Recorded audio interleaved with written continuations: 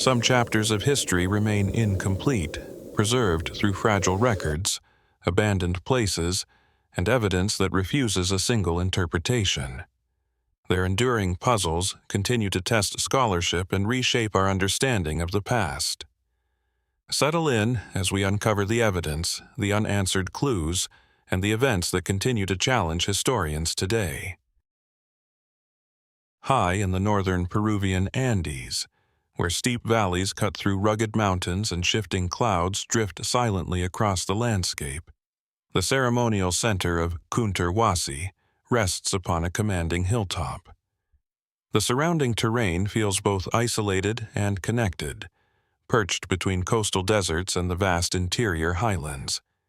Even today, the site carries an unmistakable sense of purpose. Massive stone terraces climb the slopes, carefully constructed platforms overlook the valleys below, and the remains of ancient temples suggest that this was once a place where architecture, ceremony, and authority came together in remarkable harmony.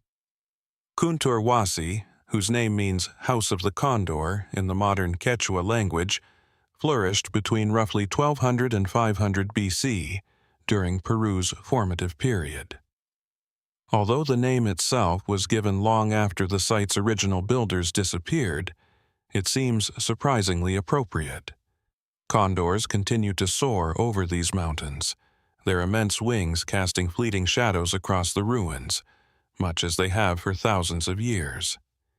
It is easy to understand why later generations associated this elevated sanctuary with one of the Andes' most revered birds.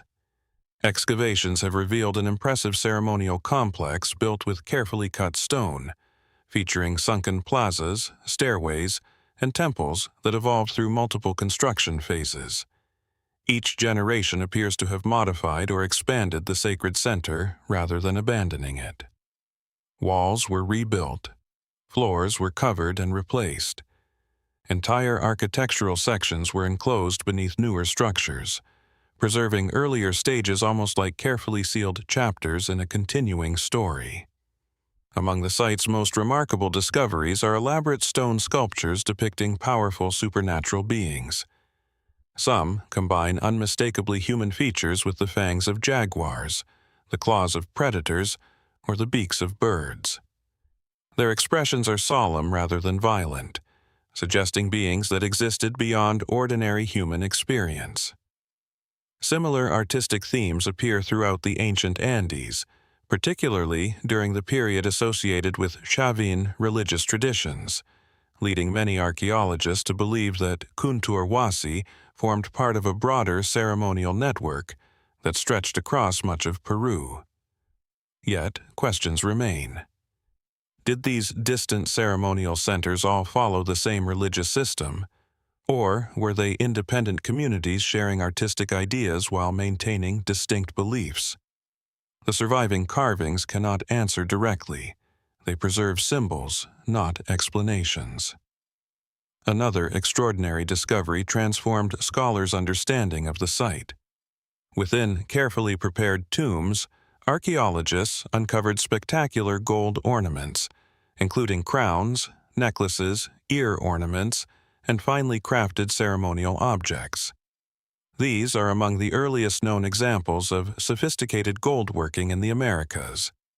The craftsmanship demonstrates remarkable technical knowledge. Ancient artisans hammered, shaped, and polished thin sheets of gold into elegant forms centuries before large empires emerged elsewhere in the Andes. The presence of such valuable objects raises another enduring question. Were these treasures simply displays of wealth, or did gold possess a deeper spiritual meaning? Throughout Andean history, precious metals often represented divine power rather than economic value alone. Gold reflected sunlight, permanence, and authority. At Kuntur Wasi, those associations may already have been taking shape more than 3,000 years ago. Trade also appears to have played an important role. Archaeologists have identified marine shells carried from the Pacific coast, colorful minerals transported across difficult terrain, and materials originating far beyond the immediate region. Such discoveries reveal extensive exchange networks linking distant communities long before written records existed in South America. Religious pilgrimage, commercial exchange, political alliances, or perhaps all three may have connected these populations. Still, the site's strategic location continues to invite discussion. Positioned high above surrounding valleys, Kuntur Wasi commands wide views of the landscape. Mainstream archaeology generally interprets this setting as emphasizing ceremonial visibility and regional influence. A prominent temple overlooking neighboring communities could reinforce both religious authority and political prestige. Others have proposed additional possibilities. Some researchers have examined whether particular architectural alignments correspond with seasonal movements of the sun or significant celestial events. Certain stairways and plazas appear to interact dramatically with changing light during different times of the year. Although intentional astronomical planning remains difficult to prove conclusively, similar alignments have been documented at numerous ancient ceremonial centers throughout the Andes. More speculative interpretations extend even further. Enthusiasts outside mainstream archaeology occasionally suggest that the site's complex symbolism reflects forgotten systems of knowledge, advanced surveying techniques, or spiritual traditions whose meanings have gradually faded with time. They point to recurring geometric patterns, carefully proportioned construction, and enduring iconography as evidence that ancient Andean societies possessed intellectual frameworks still only partly understood today. Archaeologists generally caution that such interpretations often extend beyond the available evidence, yet they acknowledge that much of the site's symbolic language remains undeciphered. Perhaps the greatest mystery lies not in the gold, the temples, or the sculptures, but in the silence surrounding the people themselves. Their names are unknown. Their spoken language has disappeared. No written records describe the ceremonies that once filled these plazas with music, offerings, incense, and prayer. The stones remain, carefully arranged by hands that understood meanings now largely inaccessible. Every excavation uncovers new details while revealing just how much continues to elude explanation, leaving Kuntur Wasi suspended between careful archaeological reconstruction and questions that still wait patiently among the mountains. As the highland sanctuary of Kuntur Wasi fades into the distance, another remarkable site emerges far to the west, where the towering Andes gradually surrender to Peru's dry Pacific coastline. Here, shifting desert winds have preserved stories that humid climates would have erased long ago. Along this narrow strip of land, where the ocean meets vast plains of sand, stands El Brujo, a ceremonial complex whose weathered adobe pyramids have watched over the coast for more than 15 centuries. Beneath these ancient structures, archaeologists uncovered one of the most extraordinary burials ever found in South America, a discovery that challenged long-held assumptions about power, religion, and leadership in the ancient Andes. From a distance, El Brujo appears almost inseparable from its surroundings. Massive stepped platforms rise from the desert in muted shades of brown, blending naturally with the cliffs and valleys nearby. The complex overlooks fertile riverlands created by seasonal waters flowing from the mountains, an environment that allowed prosperous communities to flourish despite the harsh coastal climate. Every layer of adobe brick reflects generations of rebuilding, each phase preserving traces of ceremonies performed centuries apart. The site reached its greatest importance during the Moche civilization, which flourished between approximately AD 100 and AD 800. The Moche left no known writing system, yet they documented much of their world through astonishing ceramic art, painted murals, and monumental architecture. Their vessels portray warriors, priests, musicians, hunters, prisoners, and elaborate religious rituals with extraordinary realism. These images provide valuable glimpses into daily life, political authority, and ceremonial traditions, but they rarely explain the beliefs behind them. Instead, they invite careful interpretation, leaving many aspects of Moche society open to debate. For decades, scholars believed political leadership within the Moche world belonged almost exclusively to powerful male rulers and warrior elites. Then, in 2005, excavations at El Brujo transformed that understanding. Hidden within a carefully prepared chamber lay the remarkably preserved remains of a woman who would soon become known as the Lady of Cow. Wrapped in multiple layers of textiles and surrounded by an extraordinary collection of ceremonial objects, her burial immediately stood apart from almost every other Moche tomb discovered before it. Gold ornaments, silver jewelry, copper ceremonial weapons, weaving tools, elaborate crowns, and ritual vessels accompanied her into the afterlife. Nothing about the burial suggested an ordinary individual. Her body itself revealed another remarkable detail. Despite the passage of nearly 17 centuries, intricate tattoos remained visible on her arms, hands, and legs. Serpents coil across her skin. Spiders spread their delicate legs in carefully designed patterns. Mythological creatures intertwine with geometric symbols, preserved by the naturally dry environment of Peru's northern coast. These tattoos have become one of the burial's enduring fascinations.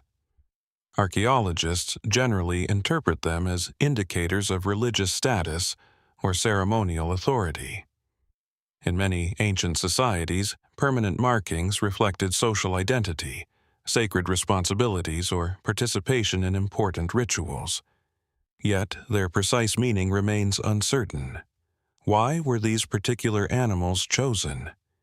Did every image represent a specific role, or did together they form a symbolic language understood only within elite circles? Spiders occupy a particularly intriguing place in Moche iconography. Far from representing fear, they often appear connected with fertility, sacrifice, rain, and cycles of renewal. Serpents likewise carried powerful associations with transformation, water, and the connection between earthly and spiritual realms. Whether the Lady of Cow's tattoos reflected these broader traditions or conveyed something more personal remains impossible to determine with certainty. The burial itself raised even larger questions. The ceremonial regalia found alongside her closely resembled objects previously associated with male rulers. Decorative clubs, elaborate headdresses, nose ornaments, and insignia of authority suggested that she occupied an exceptionally high position within Moche society. Bioarchaeological studies estimate that she died between the ages of 20 and 25. Yet, she appears to have commanded influence far beyond what scholars once believed possible for women during this period. Did she rule an entire region? Was she primarily a high priestess whose authority blended political and religious responsibilities? Or did Moche society recognize multiple forms of leadership that modern researchers are only beginning to understand? As excavations expanded throughout northern Peru, evidence gradually emerged supporting the possibility that elite women held far greater influence than previously assumed. Additional, richly furnished female burials have since been identified, suggesting that the Lady of Cow may not have been an isolated exception. Instead, she may represent a broader pattern that remained invisible simply because earlier discoveries had been too limited to reveal it. Even so, many uncertainties persist. The chamber containing her remains appears to have been prepared with exceptional care. Protective wrappings surrounded the body. Offerings were arranged with deliberate precision. Ceremonial objects occupied carefully chosen positions rather than being scattered randomly. Such attention reflects complex funerary traditions whose full meanings remain beyond complete reconstruction. Nearby walls preserve vivid murals depicting supernatural figures, ritual processions, warriors, marine creatures, and powerful deities. Brilliant reds, yellows, whites, blacks, and blues still cling to sections of adobe despite centuries of exposure. These paintings demonstrate remarkable artistic sophistication, while hinting at elaborate ceremonies once performed within the pyramids. Some researchers suggest that the architecture itself guided participants through carefully choreographed ritual experiences. Elevated platforms restricted access. Stairways controlled movement. Courtyards opened gradually toward sacred spaces where only selected individuals may have entered. Such spatial organization resembles ceremonial centers found elsewhere in the Andes, where architecture became an active participant in religious life rather than simply serving as a backdrop. Others have looked more closely at the timing of these rituals. Seasonal flooding, agricultural cycles, celestial observations, and political events may all have influenced ceremonies conducted at El Brujo, although direct evidence remains incomplete.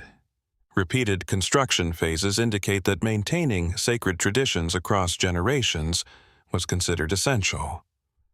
Outside mainstream archaeology, more speculative interpretations occasionally emerge.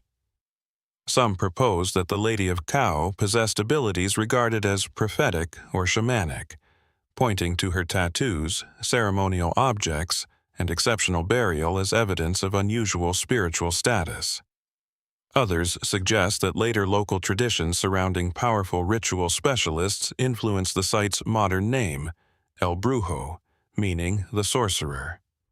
Yet historians caution against drawing direct connections between beliefs separated by more than 1,000 years. The modern name reflects later cultural developments rather than verified mochi practices. Still, the coincidence encourages reflection. Why did later generations associate these ancient ruins with supernatural knowledge?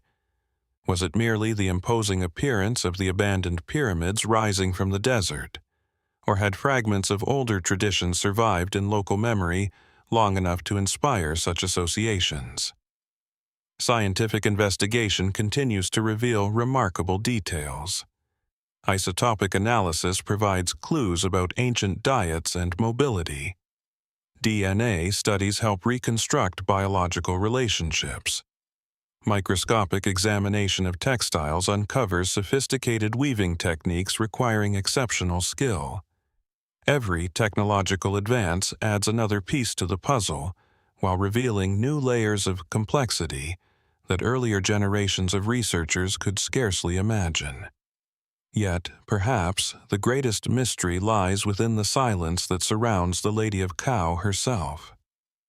No written inscription records her name. No surviving text describes the ceremonies she led, the decisions she made, or the people who gathered beneath the towering adobe pyramids to witness her authority. Her tattoos remain beautifully preserved, but their language can no longer be read with confidence. Her ornaments still shine after centuries underground, yet the beliefs they once embodied remain only partially understood. Standing among the weathered walls of El Brujo today, with the Pacific breeze carrying sand across ancient courtyards, it becomes clear that archaeology often answers one question only to reveal several more. Every carefully uncovered artifact illuminates part of the past while leaving entire chapters unwritten, inviting us to consider how many voices still rest beneath the desert, waiting for the moment when another layer of earth is gently lifted away. From Peru's windswept coast, where desert sands preserve the memory of the Lady of Kao, our journey now turns thousands of miles east to one of the world's oldest inhabited landscapes. Here, along the southeastern edge of the Dead Sea in modern-day Jordan, another archaeological site presents a very different kind of puzzle. Unlike El Brujo, whose mysteries rest within richly furnished tombs, edh-Dhra is defined by an overwhelming abundance of graves, a settlement that rose, prospered, and then came to an abrupt end under circumstances that continue to inspire both careful scientific investigation and enduring public fascination. The landscape itself leaves a lasting impression. Rugged hills descend toward the shimmering waters of the Dead Sea, one of the lowest places on Earth. The air is intensely dry, the surrounding ground scattered with chalky limestone, salt deposits, and weathered rock shaped by thousands of years of wind and heat. At first glance, the terrain appears almost inhospitable. Yet, during the early Bronze Age, between approximately 3,300 and 2,350 BC, communities established thriving settlements throughout this region, supported by trade routes, seasonal agriculture, and access to valuable mineral resources. edh-Dhra occupied a strategic position overlooking the southern basin of the Dead Sea. Archaeological excavations have revealed defensive walls, domestic structures, storage facilities, and evidence of organized urban planning. Although modest compared to the great cities of Mesopotamia or Egypt, it was clearly an important regional center, connected to neighboring settlements through networks of commerce and communication. What distinguishes edh-Dhra from nearly every other settlement of its era, however, lies beyond its walls. Stretching across the surrounding landscape are vast cemeteries containing thousands upon thousands of burials. Some estimates suggest that the number of individuals interred here may have reached into the hundreds of thousands over many centuries, making it one of the largest early Bronze Age burial complexes ever discovered in the Near East. Rows of shaft tombs descend into the rocky ground, while nearby charnel houses, rectangular structures built to receive the remains of multiple individuals, stand as silent witnesses to funerary traditions that remain only partly understood. Walking among these cemeteries today, it is difficult not to notice their extraordinary scale. Grave after grave extends across the landscape with remarkable consistency. Each burial reflects deliberate ritual rather than hurried necessity. Pottery vessels accompany many of the dead. Personal ornaments, tools, and everyday objects appear within certain tombs, suggesting that families maintained enduring traditions surrounding death and remembrance. Yet, one question naturally emerges. Why did this relatively modest settlement develop such an immense burial landscape? Mainstream archaeology offers several possible explanations. edh-Dhra may have served as a regional cemetery used by multiple communities rather than solely by its own inhabitants. Its location near important travel routes could have made it a central burial destination for surrounding populations. Alternatively, the settlement may have remained occupied for a longer period than some estimates suggest, gradually accumulating generations of interments. Even so, the sheer concentration of tombs continues to attract attention. The burial customs themselves also present intriguing patterns. Early in the site's history, many individuals were placed within deep shaft tombs carved directly into bedrock. These underground chambers often accommodated repeated family burials over extended periods. Later, however, funerary practices shifted toward above-ground charnel houses, where human remains were carefully arranged within stone-built structures. What prompted this transition? Did changing religious beliefs alter attitudes toward death? Did evolving social organization encourage new forms of communal remembrance? Or did environmental changes influence practical decisions regarding burial construction? The archaeological record provides valuable clues, but few definitive answers. Equally compelling is the settlement's apparent destruction. Excavations indicate that edh-Dhra eventually experienced a devastating fire. Burned debris, collapsed architecture, and evidence of intense heat appear throughout portions of the site. Following this destruction, permanent occupation seems to have ceased. The cause remains a subject of continuing study. Accidental fire remains one possibility. Ancient cities built largely from mud brick, timber, reeds, and organic roofing materials were inherently vulnerable to catastrophic blazes. Warfare also cannot be excluded. particularly during periods of increasing regional competition. Environmental stress, including prolonged drought, declining agricultural productivity, or changing trade patterns, may likewise have weakened the settlement before its final destruction. For archaeologists, these explanations fit within broader patterns observed at numerous early Bronze Age sites throughout the Levant, where many urban centers underwent significant disruption during the late 3rd millennium BC. Yet edh-Dhra occupies a unique position in public imagination for another reason. For more than a century, some researchers, historians, and religious scholars have explored whether the site could be connected to the biblical account of Sodom. Ancient texts describe a prosperous city near the Dead Sea that met a sudden and catastrophic end. The geographical proximity of edh-Dhra has naturally encouraged comparison. It is important to note that no archaeological consensus identifies edh-Dhra as Sodom. The available evidence does not permit such a conclusion. Several nearby sites have also been proposed over the years, and the precise historical relationship between biblical narratives and archaeological locations remains an active field of research. Nevertheless, certain observations continue to sustain discussion.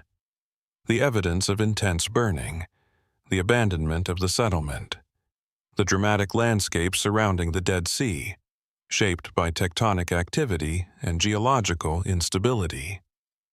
Together, these features encourage careful comparison, even while firm conclusions remain beyond reach. Some geologists have suggested that seismic activity may have contributed to regional destruction during the Bronze Age. The Dead Sea. Transform Fault, one of the world's major tectonic systems, runs directly through this region. Powerful earthquakes have repeatedly altered the surrounding landscape over thousands of years. Ground rupture, landslides, or the release of flammable gases have all been discussed as possible factors capable of intensifying natural disasters. Other researchers have explored more unusual possibilities. One hypothesis proposes that an atmospheric airburst, a large cosmic object exploding high above Earth's surface, could account for widespread destruction observed at several nearby archaeological sites. Similar events, although extremely rare, are known from modern scientific studies, including the well-documented Tunguska explosion of 1908. Supporters of this interpretation point to unusually high temperatures, microscopic materials associated with extreme heat, and regional patterns of destruction. At present, however, this remains a matter of ongoing debate. While some studies consider such scenarios worthy of investigation, others argue that conventional geological and archaeological processes provide more convincing explanations. The available evidence continues to be examined with increasingly sophisticated analytical techniques. Beyond questions of destruction lies another enduring mystery. Why was this location selected in the first place? The Dead Sea region has always occupied a remarkable geological setting. Salt formations, mineral-rich springs, dramatic cliffs, and constantly shifting shorelines create an environment unlike almost anywhere else on Earth. Ancient inhabitants undoubtedly recognized its uniqueness. Whether these natural features also carried religious or symbolic meaning remains uncertain. The cemeteries themselves hint at beliefs now largely inaccessible. Every carefully placed vessel, every reconstructed burial chamber, every repeated act of remembrance reflects ideas about death, ancestry, and the afterlife that have not survived in written form. Without texts, archaeologists must reconstruct entire belief systems from architecture, artifacts, and human remains alone. Modern scientific methods continue to reveal new information. Radiocarbon dating refines chronologies. Bioarchaeological analysis offers insight into health, diet, and family relationships. Soil chemistry reconstructs ancient environments. Remote sensing uncovers structures still buried beneath the earth. Each discovery sharpens our understanding while reminding us how much remains incomplete. As the silent cemeteries of edh-Dhra disappear behind us, another fortified settlement rises from the hills to the north, offering a different perspective on the fragile balance between prosperity and collapse. While edh-Dhra is remembered for its immense burial grounds and unresolved destruction, Khirbet al-Batrawy tells the story of a thriving Bronze Age city whose final moments appear to have been preserved with astonishing clarity. Perched above the fertile plains east of the Jordan Valley in modern-day Jordan, its weathered stones continue to guard questions that archaeologists are only beginning to answer. From the summit of the ancient mound, the landscape stretches toward distant mountains and broad valleys that once carried merchants, travelers, and caravans between Arabia, Mesopotamia, and the Mediterranean world. The location was no accident. Long before modern roads crossed the region, this elevated plateau overlooked one of the principal trade corridors of the ancient Near East. Anyone approaching the city could be seen from a considerable distance, while those within its walls enjoyed commanding views of the surrounding countryside. Today, little remains above ground except broken stone foundations, collapsed fortifications, and fragments of buildings slowly reclaimed by wind and time.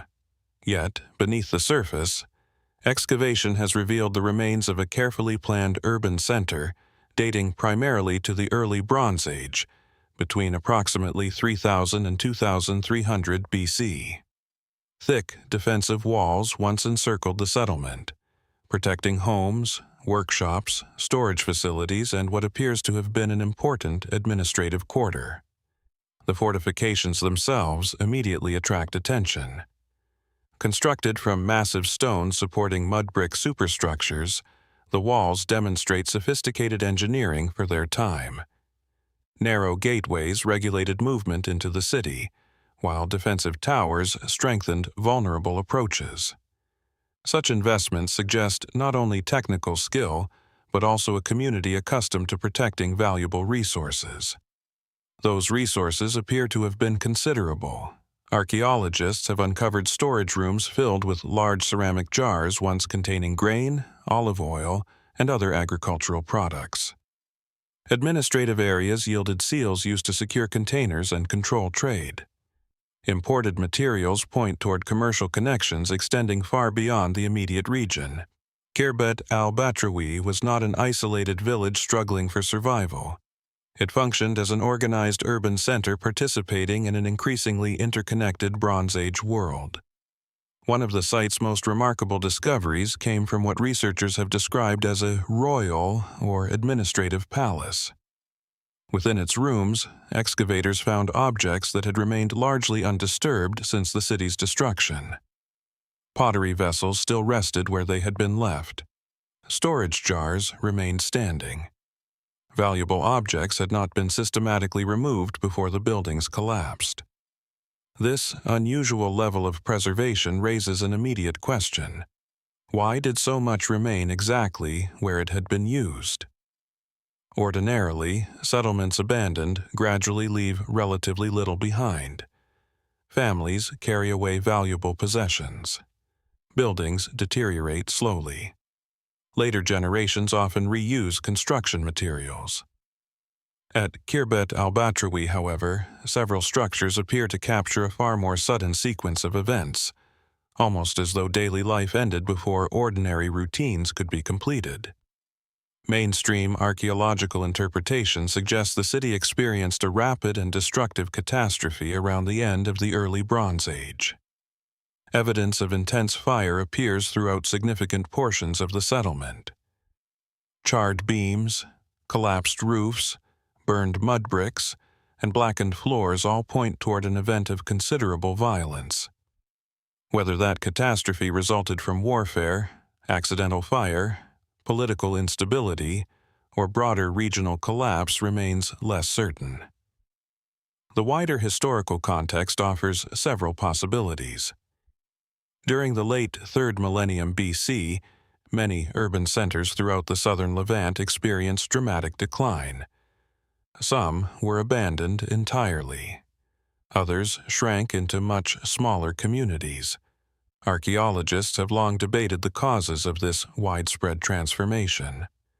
Climate change occupies one important place in that discussion.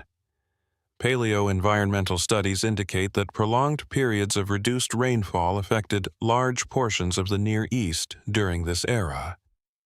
Agricultural productivity may have declined, placing increasing pressure on urban populations already dependent upon complex food distribution systems.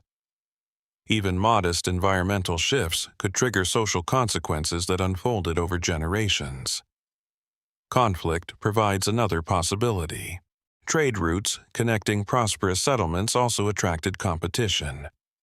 Wealth accumulated through commerce could easily become a target for neighboring rivals. Defensive walls, such as those surrounding Khirbet al-Batrawy, remind us that security remained an essential concern throughout the Bronze Age. Yet, walls alone could not guarantee survival if larger political systems began to fragment. Some archaeologists suggest that the city may have been overwhelmed during a military assault. Burn layers, collapsed architecture, and the apparent abandonment of valuable goods fit patterns documented at other sites affected by warfare. At the same time, no single piece of evidence conclusively identifies an invading force. Ancient battles often leave ambiguous traces, making certainty difficult to achieve after more than 4,000 years. The palace itself continues to inspire careful study. Within its rooms, archaeologists identified ceremonial spaces alongside administrative areas, suggesting that political authority and religious practice may have operated closely together. Such arrangements were common throughout the ancient Near East, where rulers frequently derived legitimacy through sacred traditions as well as political power. Could Khirbet al-Batrawy's leaders have served both governmental and religious roles? Without written records from the city itself, the answer remains uncertain. Clay ceilings, architectural organization, and imported luxury goods imply a sophisticated administration. Yet, the personal identities of those who governed here have disappeared completely. Their names, languages, and beliefs survive only indirectly through the material culture they left behind. Another intriguing aspect of the site involves its relationship with surrounding settlements. Khirbet al-Batrawy was not alone. Numerous fortified towns flourished throughout the region during the early Bronze Age, connected by trade, diplomacy, and perhaps occasional rivalry. Together, they formed a network of communities adapting to an increasingly complex economic landscape. Then, within a relatively short span of time, many of these urban centers declined. Was this coincidence? Or did a larger chain of events reshape the entire region? Some researchers emphasize environmental pressures. Others point toward changing trade networks that bypassed established cities. Still others argue that internal political instability gradually weakened urban institutions until they became vulnerable to collapse. None of these explanations excludes the others. Indeed, many archaeologists believe multiple factors probably converged, producing a transformation too complex to reduce to a single cause. Beyond mainstream scholarship, more speculative interpretations occasionally emerge.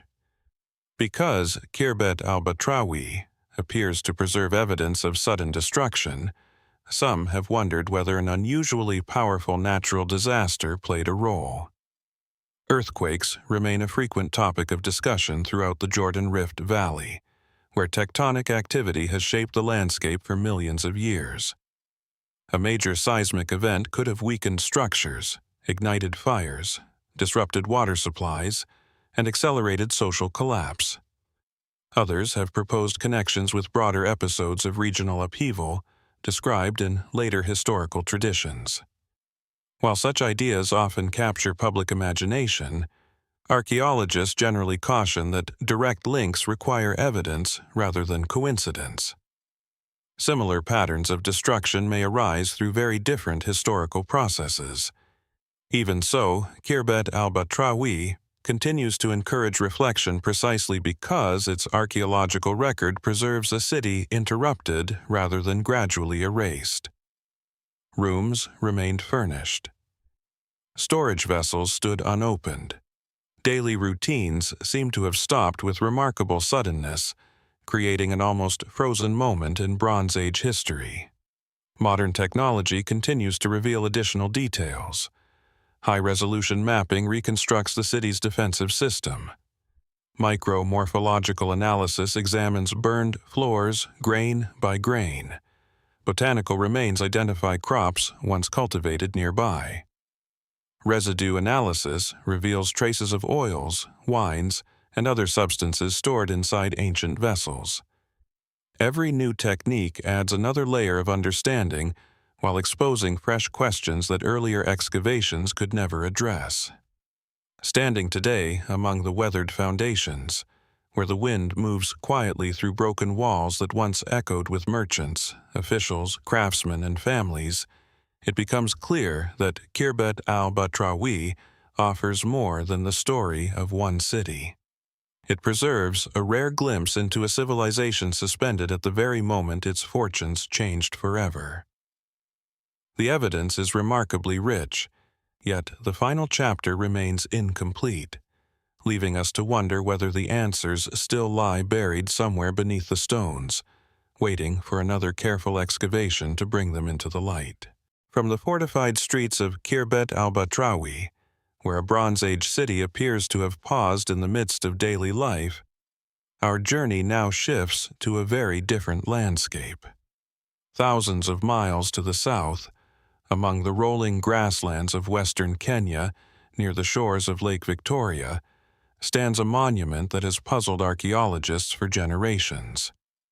Unlike the mud-brick cities of the ancient Near East, Thimlich Ohinga was built almost entirely from stone, without mortar, without written records, and without leaving behind a clear explanation for the remarkable engineering that still defines the site today. The first impression is one of quiet strength. Massive granite boulders, some weighing several tons, have been carefully stacked into sweeping circular walls that rise from the surrounding hills. The stones fit together with remarkable precision, despite the absence of cement or binding material. Narrow entrances wind through the walls, while smaller enclosures branch outward like the rings of a growing tree. Even after centuries of exposure to wind, rain, and vegetation, much of the complex remains standing, preserving the outlines of a community that once flourished in this part of East Africa.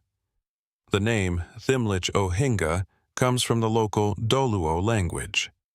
Thimlich refers to a dense forest, while Ohinga describes a large fortified enclosure. The name reflects both the environment and the architecture, although it almost certainly postdates the site's original builders. Like many archaeological landmarks around the world, the settlement acquired its modern name through later generations who inherited its presence, but not necessarily the full memory of its origins. For many years, little was known about who constructed these impressive walls. Early European explorers, influenced by assumptions that underestimated African engineering achievements, sometimes attributed the ruins to distant civilizations or outside cultures. Similar claims were made at numerous African archaeological sites during the 19th and early 20th centuries, often without credible evidence. Modern archaeology has reached a very different conclusion.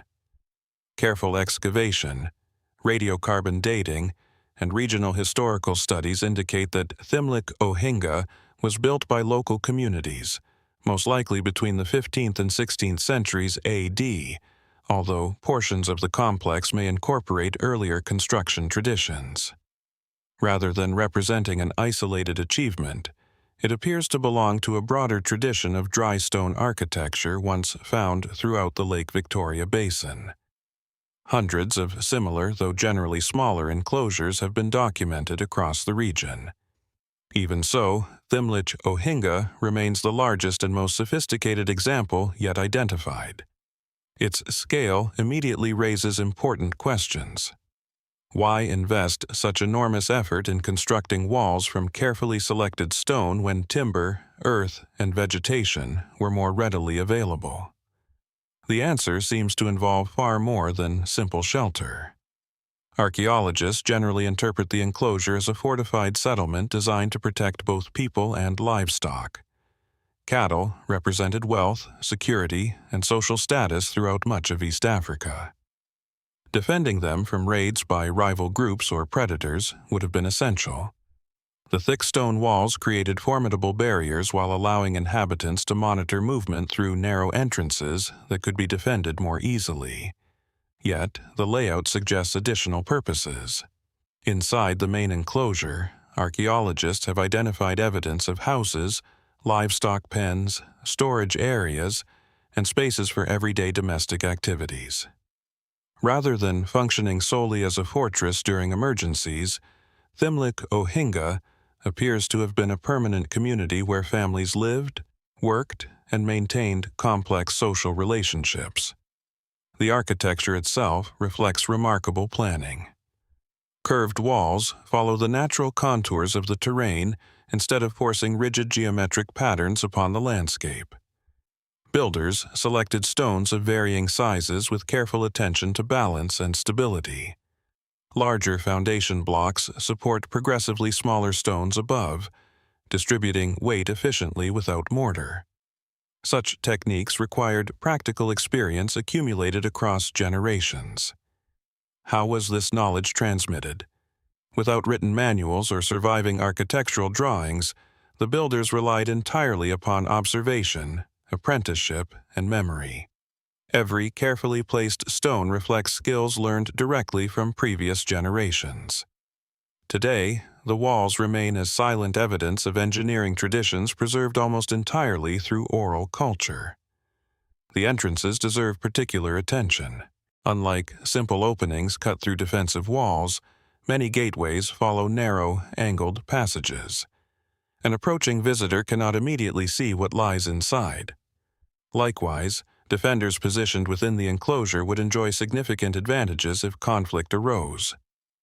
This subtle manipulation of movement suggests that security played a central role in the settlement's design. But protection from whom? Historical traditions preserved among local communities speak of periods marked by migration, competition over grazing lands, and occasional conflict between neighboring groups. Such conditions would naturally encourage fortified settlements.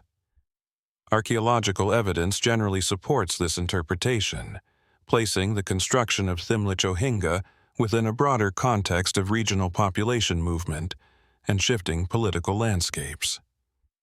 Even so, certain aspects remain less easily explained. Some researchers have noted that the settlement's internal organization reflects careful social planning extending beyond immediate defensive needs. Distinct enclosures may have separated extended families, livestock, ceremonial spaces, or individuals of differing social status. Yet, the precise functions of many areas remain uncertain because relatively little organic material survived to clarify their use. Unlike societies that left written records, the builders of Thimlich Ohinga expressed themselves almost entirely through architecture and oral tradition. Unfortunately, oral histories naturally evolve over centuries. By the time European documentation began, much of the earliest memory surrounding the site's original construction had already faded. This absence of written testimony has encouraged broader discussion. Could Thimlich Ohinga represent the continuation of architectural traditions far older than current evidence suggests? Some archaeologists have explored whether similar construction methods developed gradually over many centuries before reaching their most elaborate form here. Because stone architecture often survives while organic materials disappear, earlier phases may simply remain undiscovered beneath later settlements or hidden beneath dense vegetation elsewhere in the region. More speculative interpretations occasionally go further. Some enthusiasts have proposed connections between Thimlich Ohinga and other famous stone-building cultures found throughout Africa, including Great Zimbabwe. They point to similarities in dry stone construction techniques and monumental walls. While such comparisons are intriguing, most archaeologists emphasize that similar engineering solutions can emerge independently when communities face comparable practical challenges. At present, no convincing evidence demonstrates direct cultural continuity between these distant sites. Others focus on the site's orientation within the surrounding landscape. Certain walls frame prominent hills or overlook natural pathways leading toward Lake Victoria. Was this purely practical, reflecting visibility and defense, or did symbolic considerations also influence the builders? Across many ancient cultures, settlements often incorporated spiritual relationships with the surrounding environment. Sacred hills, prominent rocks, water sources, and celestial events sometimes shaped architectural decisions in ways that archaeology can only partially reconstruct. No definitive evidence confirms such interpretations at Thimlich Ohinga, yet neither can they be dismissed entirely. The absence of written explanations leaves room for careful investigation alongside measured speculation. Recent archaeological work continues to deepen understanding. Ground-penetrating surveys identify buried structures without disturbing them. Radiocarbon analysis refines construction timelines. Ethnographic research preserves oral traditions that might otherwise disappear. Each discipline contributes another fragment to an increasingly detailed picture of the community that once lived within these remarkable walls.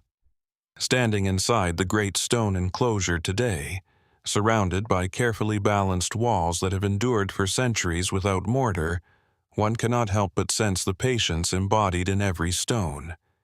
Generations invested their labor here, shaping a settlement capable of protecting lives, preserving traditions, and adapting to an ever-changing landscape. Yet, the people themselves left no written account of their ambitions, their fears, or the knowledge that guided their remarkable construction. The walls remain, steadfast and silent, inviting us to consider how many chapters of Africa's early history are still waiting to emerge from beneath the grasslands, where the next carefully uncovered stone may transform our understanding once again.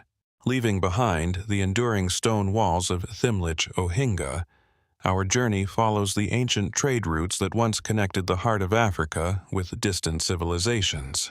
These paths eventually reach the shores of the Red Sea, where merchants, sailors, and explorers gathered at one of antiquity's most influential maritime crossroads. Today, little remains visible of Adulis, a once thriving port near the modern Eritrean coastline. Yet, beneath layers of earth and centuries of silence lies a settlement that connected continents and whose disappearance continues to invite careful investigation. The coastline here possesses a quiet grandeur.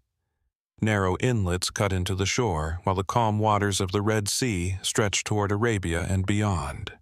Rocky hills rise inland, interrupted by dry valleys that once carried caravans loaded with ivory, incense, animal skins, obsidian, gold, and exotic goods destined for distant markets. Although modern harbors have shifted elsewhere, this shoreline once formed one of the busiest gateways between Africa and the wider ancient world. Unlike many archaeological sites built in isolation, Adulis existed because of movement. Ships arrived with seasonal winds, merchants negotiated in multiple languages. Sailors exchanged stories gathered from ports separated by thousands of miles. Every tide carried unfamiliar faces, rare commodities, and new ideas. The city's earliest origins remain uncertain. Archaeological evidence suggests occupation long before the rise of the Kingdom of Aksum, but Adulis reached its greatest prominence between the 1st and 7th centuries A.D., when it served as the principal maritime outlet of one of Africa's most powerful kingdoms. Classical Greek and Roman writers describe the port in remarkable detail, emphasizing its commercial importance and strategic position within international trade networks. One of the most valuable historical sources comes from the Periplus of the Erythraean Sea. a first-century merchant's guide that lists Adulis among the major trading ports of the Red Sea. The anonymous author describes ships arriving from Egypt, Arabia, and the Indian Ocean, exchanging manufactured goods for African products that commanded extraordinary value throughout the ancient world. Ivory ranked among the most prized exports. So too did rhinoceros horn, tortoiseshell, incense, precious stones, and enslaved people, all of which moved through Adulis before continuing toward markets stretching from the Mediterranean to India. At the same time, imported ceramics, glassware, textiles, metals, and luxury goods entered Africa through the same harbor. This constant exchange transformed Adulis into something far greater than a simple port. It became a meeting place of civilizations. Archaeological excavations have uncovered imported amphorae from the eastern Mediterranean, Roman coins, South Arabian inscriptions, local pottery, monumental architecture, and evidence of extensive warehouses and administrative buildings. Such discoveries reveal a cosmopolitan settlement where cultures intersected daily, often peacefully, through commerce rather than conquest. Yet, despite its documented importance, many aspects of Adulis remain remarkably elusive. Unlike Rome, Alexandria, or Constantinople, much of the city still lies hidden beneath accumulated sediments, or remains only partially excavated. Political circumstances, limited archaeological access, and the sheer scale of the site have slowed systematic investigation for decades. As a result, large portions of the ancient port remain poorly understood. Even the harbor itself presents unanswered questions. Coastlines rarely remain fixed over thousands of years. Natural sedimentation, shifting sea levels, earthquakes, and changing river systems gradually reshape maritime landscapes. Some researchers believe portions of Adulis' original harbor may now lie buried beneath coastal deposits or submerged offshore, concealed beneath shallow waters that have changed dramatically since antiquity. Marine archaeology offers promising possibilities. Submerged anchors, harbor installations, breakwaters, or shipwrecks could still survive beneath layers of sediment. Similar discoveries at other ancient ports have transformed understanding of maritime history. Yet, the underwater landscape surrounding Adulis has received only limited archaeological exploration compared to more extensively studied Mediterranean sites. Another enduring mystery concerns the city's political influence. Historical records indicate that Adulis served as the principal seaport of the Kingdom of Aksum, one of the great powers of the late ancient world. At its height, Aksum minted its own coins, adopted Christianity during the 4th century AD, maintained diplomatic relations with the Byzantine Empire, and exercised considerable influence throughout the Red Sea region. The famous Monumentum Adulitanum, an inscription copied during the 6th century by the Byzantine traveler Cosmas Indicopleustes, described military campaigns and royal achievements associated with rulers of Aksum. Although the original inscription has since disappeared, Cosmas's transcription preserves valuable evidence for historians studying the kingdom's expanding influence. Yet, even here, uncertainty remains. The monument itself has never been rediscovered. Whether fragments still survive somewhere within the archaeological site or were destroyed long ago remains unknown. Historians continue relying upon Cosmas' account because the original text appears to have been lost entirely. Adulis also occupied an important position within broader geopolitical struggles. The Red Sea served not merely as a commercial highway, but as a strategic frontier connecting Africa, Arabia, Egypt, Persia, and eventually the expanding Islamic world. Control over maritime trade could determine political fortunes across entire regions. Ports such as Adulis therefore became valuable prizes during periods of international competition. So, what ultimately happened? Most historians believe the city's decline unfolded gradually, rather than through a single catastrophic event. Changing trade routes, shifting political alliances, regional conflicts, environmental changes, and the weakening of Aksumite authority likely combined over several centuries. By the 8th century AD, maritime commerce increasingly favored alternative ports, while the kingdom itself experienced profound transformation. Even so, the exact sequence remains difficult to reconstruct. Did silting slowly render the harbor unusable? Did economic networks reorganize around emerging Islamic trade centers? Did repeated military campaigns damage commercial infrastructure beyond recovery? Or did several pressures accumulate until maintaining such a large port simply became impossible? Each possibility finds some support within available evidence. Beyond mainstream scholarship, more speculative ideas occasionally emerge. Some have wondered whether substantial portions of Adulis remain concealed beneath the Red Sea itself, preserved much like submerged cities elsewhere in the Mediterranean.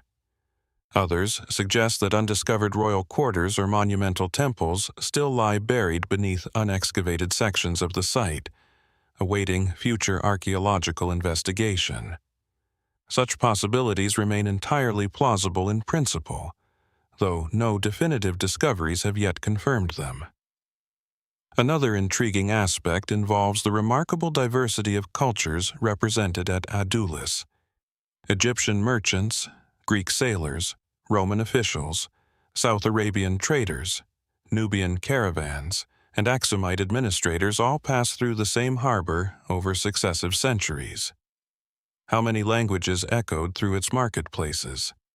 How many religious traditions coexisted within its streets? How many diplomatic negotiations unfolded behind walls, now reduced to scattered foundations? Without extensive written archives preserved at the site itself, archaeology must reconstruct this multicultural world from pottery fragments, imported goods, inscriptions, and architectural remains. Modern research continues to expand our understanding. Satellite imagery helps identify buried structures. Geophysical surveys reveal hidden foundations without excavation. Ceramic analysis traces commercial connections spanning thousands of kilometers. Isotopic studies identify the origins of traded materials, revealing networks of astonishing geographical reach. Yet every new discovery also highlights how much remains concealed. Standing today near the quiet coastline where Adulis once welcomed ships from 3 continents, it is difficult to reconcile the silence with the extraordinary activity that once defined this place. The sea that carried merchants, ambassadors, pilgrims, and explorers now laps gently against an altered shore, offering few visible traces of the bustling harbor described by ancient writers. Somewhere beneath the surrounding earth, or perhaps beneath the waters themselves, the missing chapters of Adulis may still endure, waiting patiently until careful excavation reveals how one of Africa's greatest ports rose to prominence, connected distant worlds, and gradually slipped beyond the horizon of history. As the quiet shoreline of Adulis fades into the distance, our path leads northward to southeastern Europe, where another chapter of humanity's earliest story lies preserved beneath layers of earth.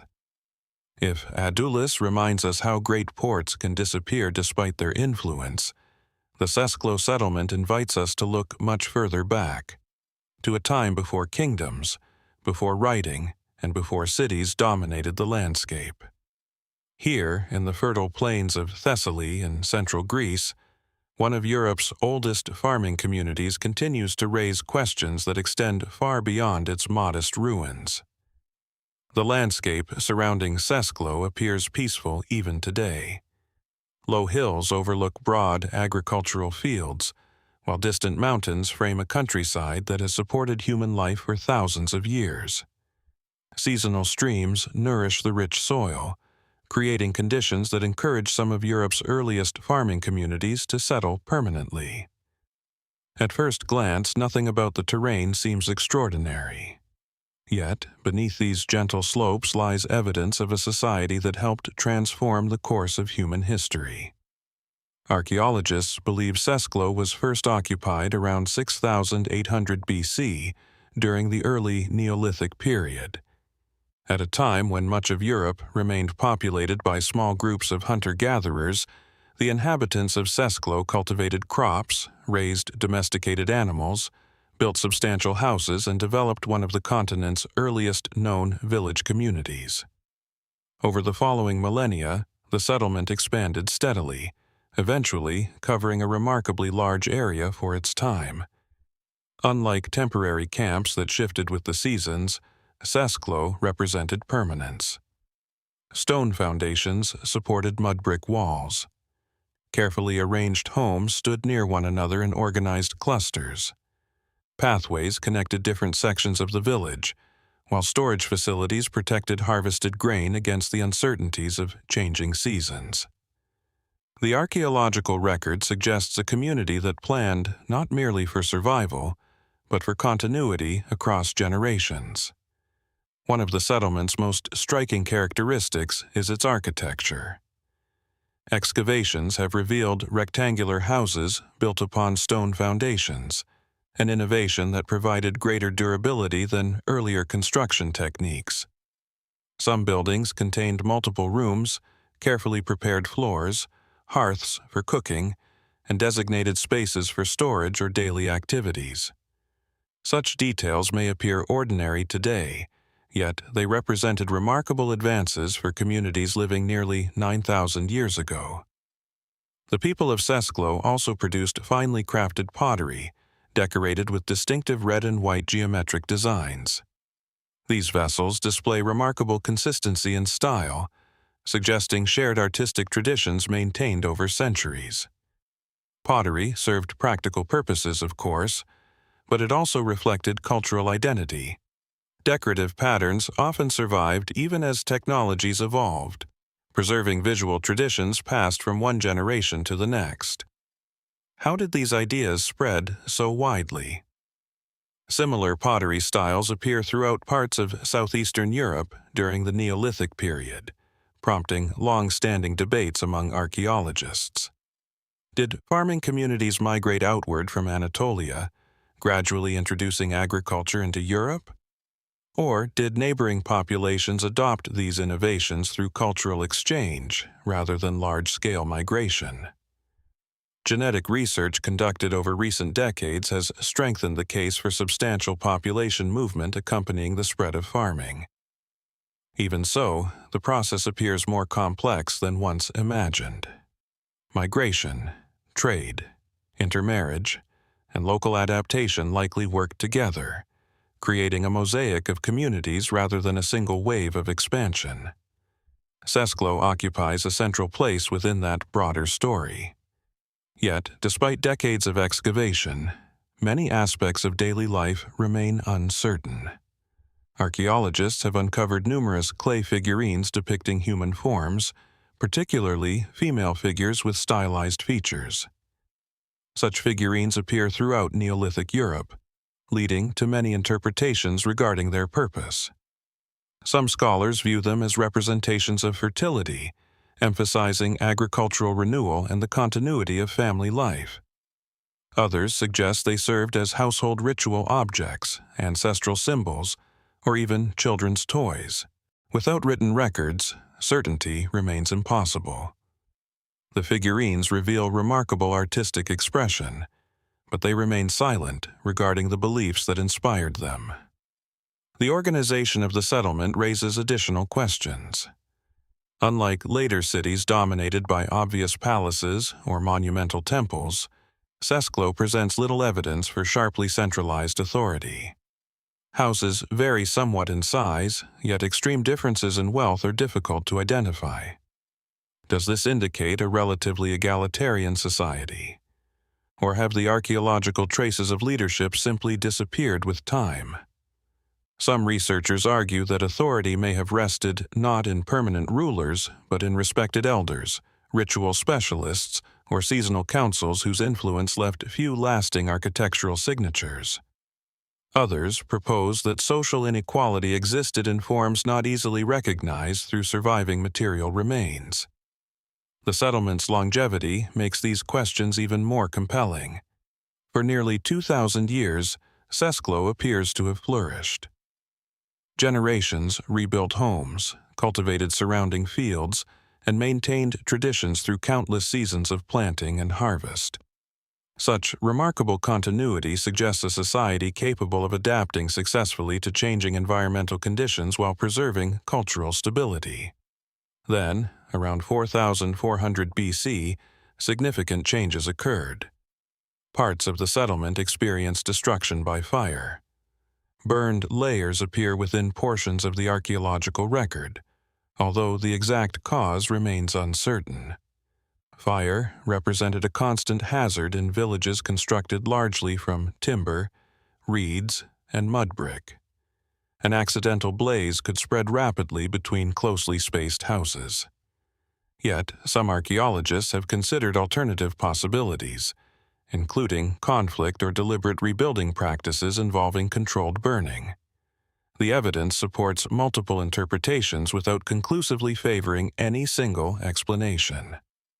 Nearby, another Neolithic settlement known as Dimini eventually rose to prominence. For many years, scholars proposed that newcomers from Dimini may have displaced the inhabitants of Sesklo through conflict or migration. This interpretation became widely discussed during the 20th century. More recent archaeological research, however, paints a more nuanced picture. Rather than a dramatic conquest, the transition between Sesklo and Dimini may reflect gradual cultural evolution, shifting settlement patterns, environmental adaptation, or changes in regional social organization. The relationship between the two communities remains an active subject of scholarly investigation, illustrating how archaeological interpretations continue to evolve as new evidence emerges. Beyond mainstream archaeology, Sesklo has also inspired broader speculation. Its unexpectedly sophisticated architecture, long-term stability, and early agricultural success occasionally lead enthusiasts to describe it as evidence of advanced prehistoric knowledge far exceeding conventional expectations. Others point toward the settlement's carefully organized layout, suggesting that its builders possessed surprisingly refined understanding of planning and construction. Professional archaeologists generally respond that such achievements become entirely understandable when viewed as the cumulative product of many generations, rather than sudden innovation. Human ingenuity, they argue, often appears extraordinary precisely because ancient societies had far more time to refine practical skills than modern assumptions sometimes allow. Even so, certain questions remain open. How did knowledge pass so effectively between generations without writing? How were seasonal rhythms coordinated across an expanding community? What stories did families tell as they gathered around evening hearths after long days tending fields and livestock? Those voices have disappeared, leaving only fragments of pottery, stone tools, charred seeds, and carefully built foundations to reconstruct lives once lived in remarkable detail. Modern scientific techniques continue revealing new insights. Pollen analysis reconstructs ancient vegetation. Stable isotope studies illuminate diet and mobility. Microscopic examination of plant remains identifies crops cultivated thousands of years ago. Ancient DNA traces family relationships and broader patterns of migration across Europe. Every technological advance sharpens the picture while reminding researchers how much remains beyond direct observation. As the quiet foundations of Sesklo recede into the past, our journey continues eastward, where another early community reveals a very different way of life.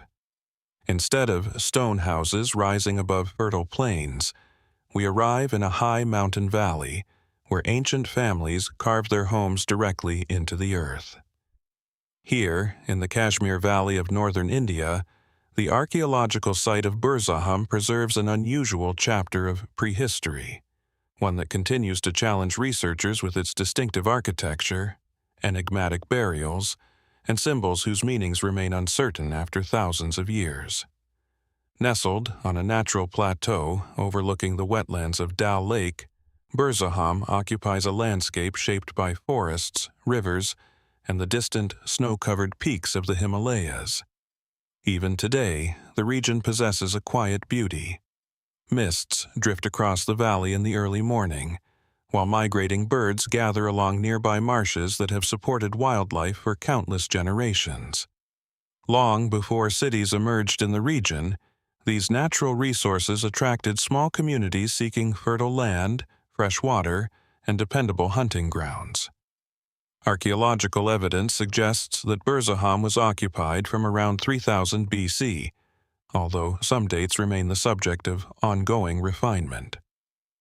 The settlement belongs primarily to the Neolithic and early megalithic periods, offering one of the clearest windows into prehistoric life in the Kashmir Valley. Yet, almost immediately, the site distinguishes itself from many contemporary settlements elsewhere in Asia. Rather than constructing houses entirely above ground, the earliest inhabitants excavated deep circular and oval pits into the soil. These pit dwellings varied considerably in size, with some extending several meters below the surrounding surface. Carefully cut steps descended into the living spaces, while post holes indicate that wooden roofs once covered the openings above. Hearths, storage areas, and everyday tools have all been discovered within these underground homes. At first glance, the architecture seems unusual. Why would an entire community choose to live beneath the surface? The most widely accepted explanation is practical. Kashmir experiences harsh winters, and partially subterranean houses provide excellent insulation against both cold temperatures and seasonal winds.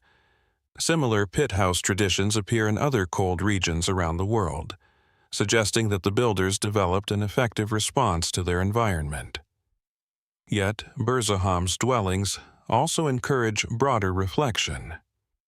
Descending into one of these reconstructed pits today creates a striking impression. The surrounding walls muffle outside sounds. Light enters only from the opening above. During winter, such spaces would have offered warmth and protection, but they also created an environment unlike ordinary surface settlements. Daily life unfolded within carefully excavated chambers, almost hidden beneath the landscape itself. Over time, the settlement evolved. Later inhabitants gradually transitioned toward above-ground structures built with mud and timber, reflecting changing technologies and perhaps changing social needs. This architectural shift mirrors patterns observed at numerous prehistoric sites, where communities adapted continuously rather than remaining fixed in a single tradition. Burzahom has also yielded an extraordinary collection of artifacts. Stone axes polished to remarkable smoothness, finely worked bone tools, antler implements, needles, spear points, fish hooks, and carefully shaped pottery reveal a community possessing considerable technical skill. Animal remains indicate that the inhabitants practiced both hunting and animal domestication, while botanical evidence suggests the cultivation of crops, including wheat and barley, alongside continued reliance on wild resources. This combination of farming, hunting, and fishing illustrates a flexible economy adapted to the valley's changing seasons. Rather than abandoning older practices entirely, the people of Burzahom appear to have balanced multiple strategies for survival. Among the site's most intriguing discoveries are its burial customs. Several human graves have been found within or immediately beside domestic areas. In some cases, individuals were interred beneath house floors, suggesting that the living remained in close physical proximity to their ancestors. Such practices are not unique to Burzahom, yet they raise enduring questions about prehistoric beliefs regarding family, memory, and the relationship between the living and the dead.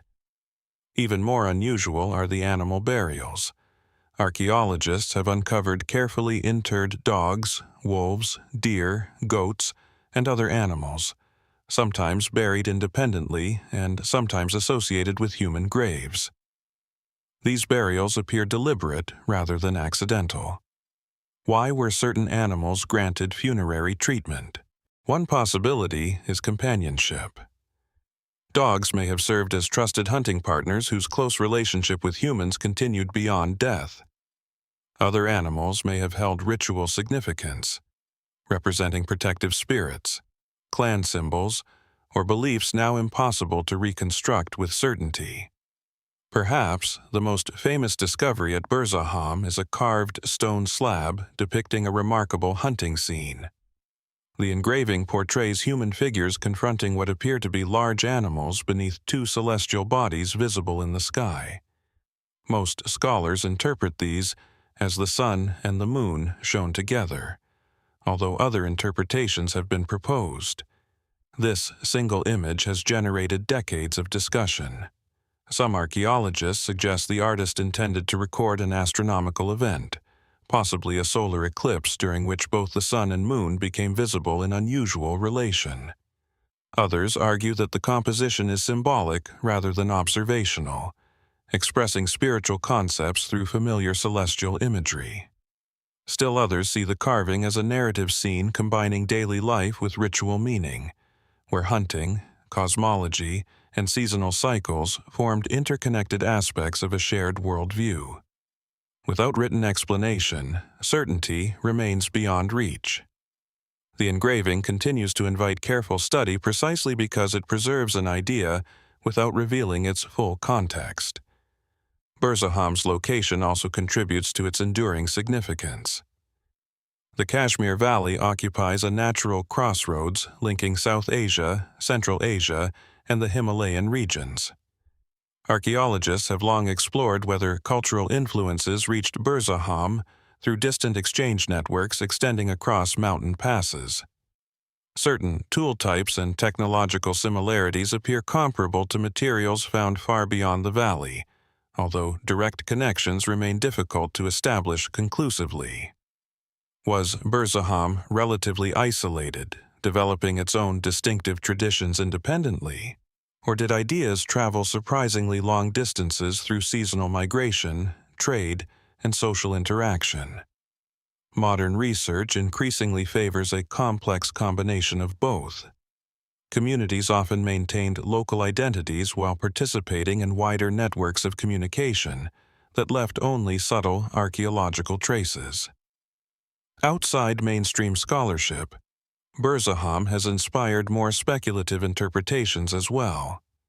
The unusual pit dwellings, enigmatic carvings, and animal burials occasionally lead enthusiasts to suggest forgotten ritual systems or sophisticated astronomical knowledge beyond what conventional archaeology recognizes. Some point especially to the engraved stone slab, proposing that it records an exceptionally rare celestial event remembered for generations. Professional archaeologists approach such claims cautiously. While prehistoric communities undoubtedly observed the sky with great attention, direct evidence linking the carving to a specific astronomical phenomenon remains incomplete. The image may represent observation, symbolism, mythology, or several overlapping meanings at once. This uncertainty, rather than diminishing the site's importance, enhances it. Burzahom reminds us that prehistoric societies often expressed ideas visually rather than through writing. Their beliefs survive only in fragments, through architecture, tools, burials, and carefully carved symbols whose original stories have largely faded. Scientific investigation continues to deepen understanding. Microscopic analysis of stone tools reveals how they were used.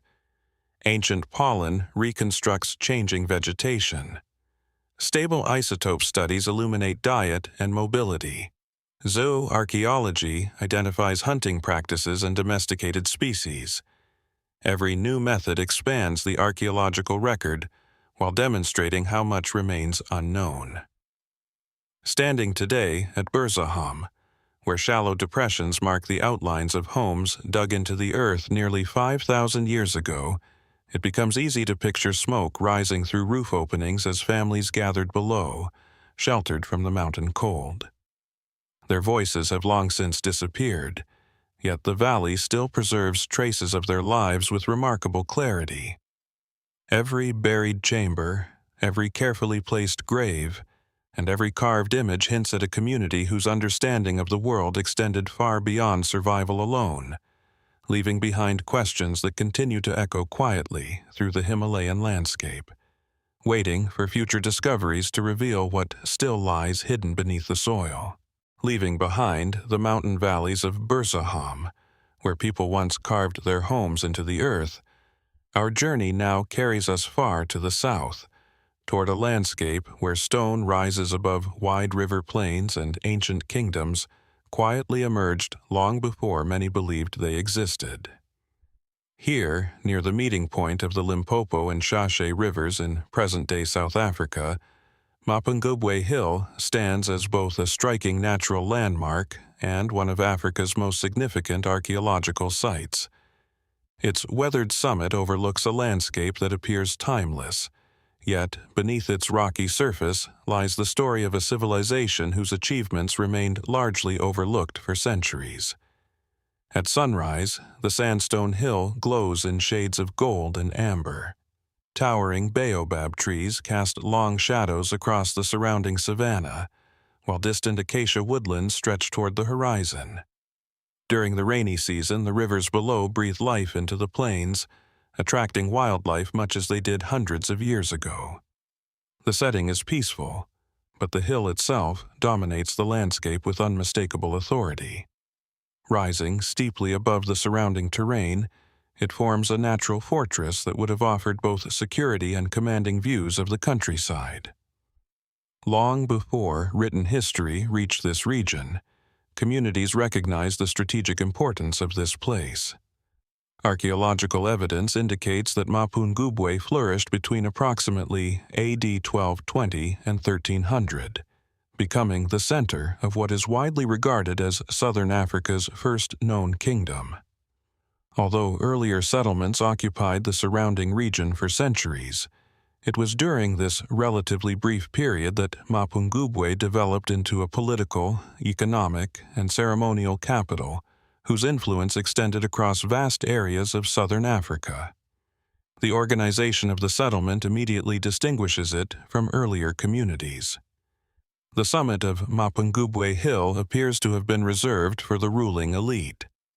Access was limited by steep natural cliffs and carefully controlled pathways, separating leaders from the wider population living below.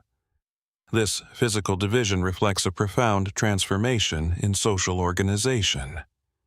Rather than living alongside everyone else, political and spiritual authority occupied an elevated space, both literally and symbolically. Many archaeologists view this arrangement as one of the earliest clear expressions of sacred kingship in southern Africa. What inspired such a dramatic shift? Did rulers seek greater security, or did elevation itself carry religious meaning? Across many cultures, high places have often served as locations where earthly authority intersected with spiritual belief.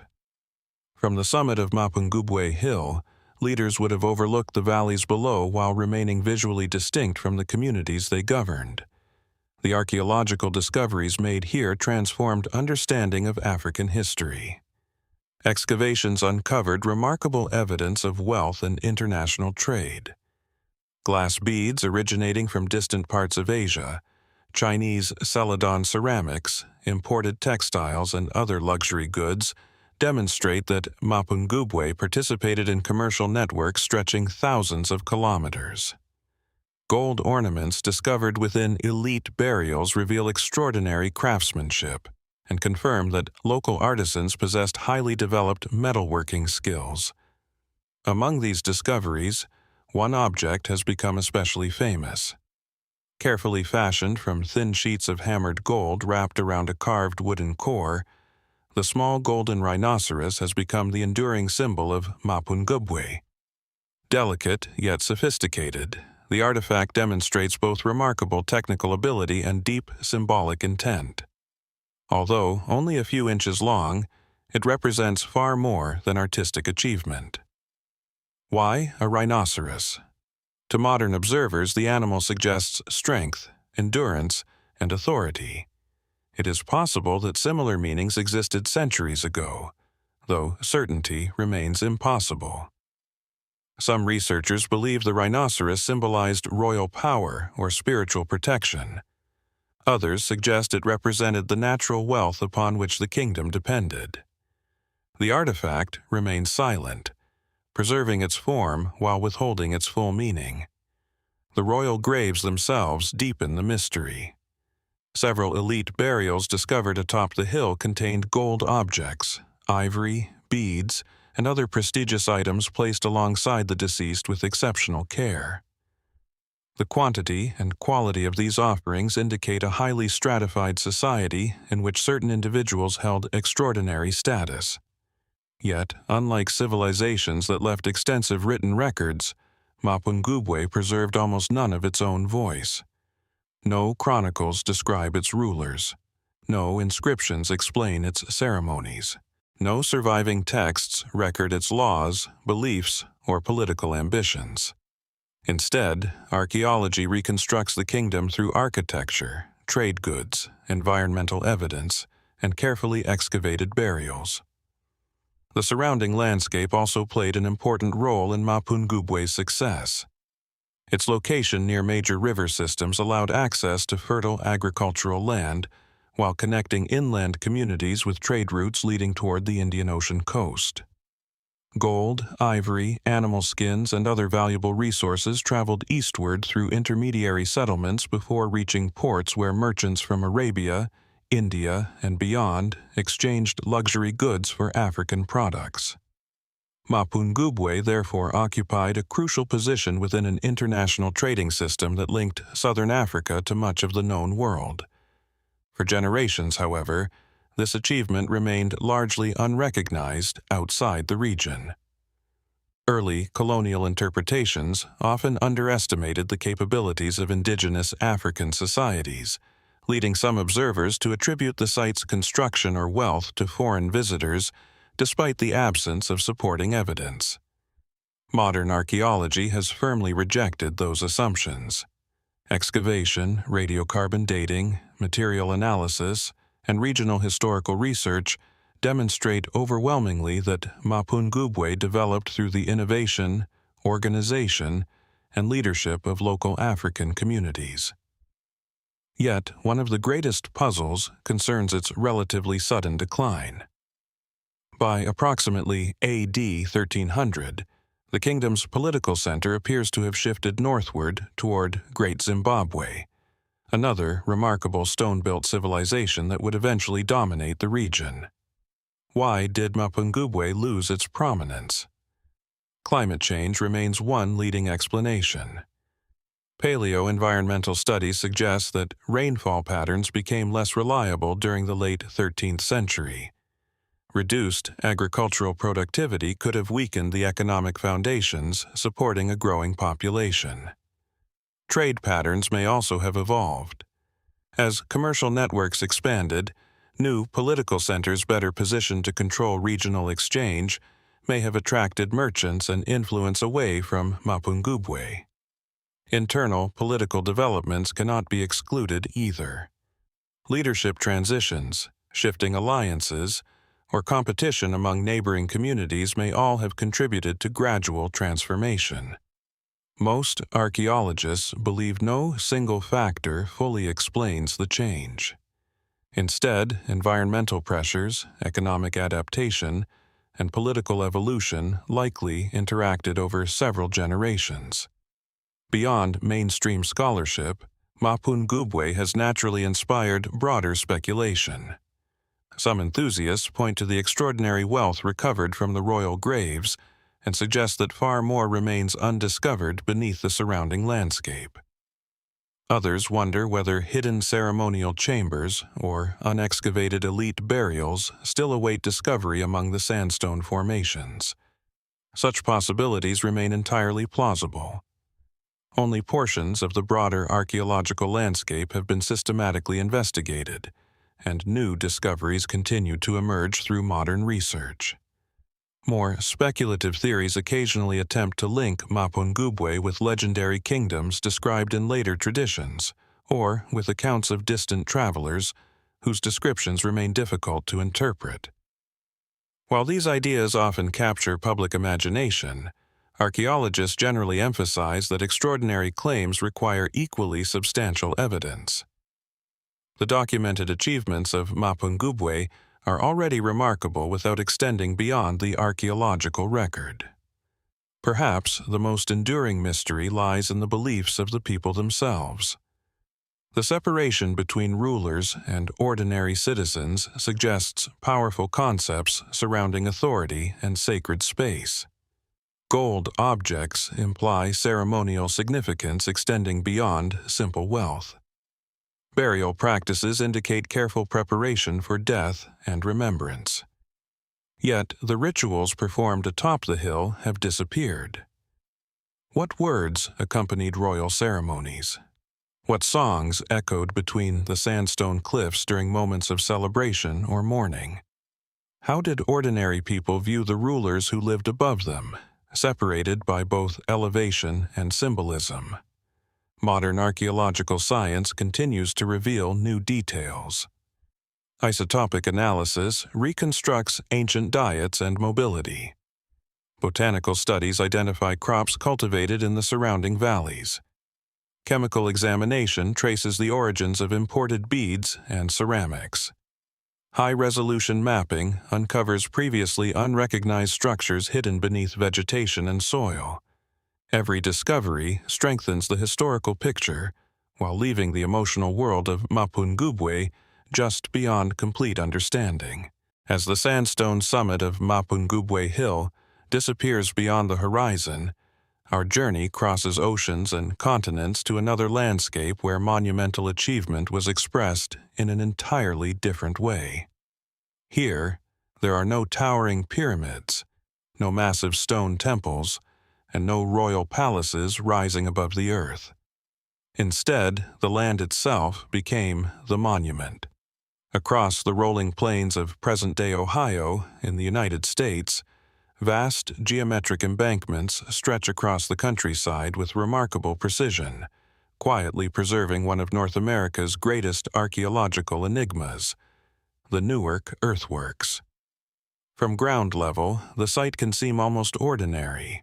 Gentle, grassy ridges rise only a few feet above the surrounding fields, curving across the landscape in broad arcs and perfectly measured lines. Trees sway in the distance, birds pass overhead, and modern roads now weave around portions of the ancient complex. Yet, when viewed from above, an astonishing pattern emerges.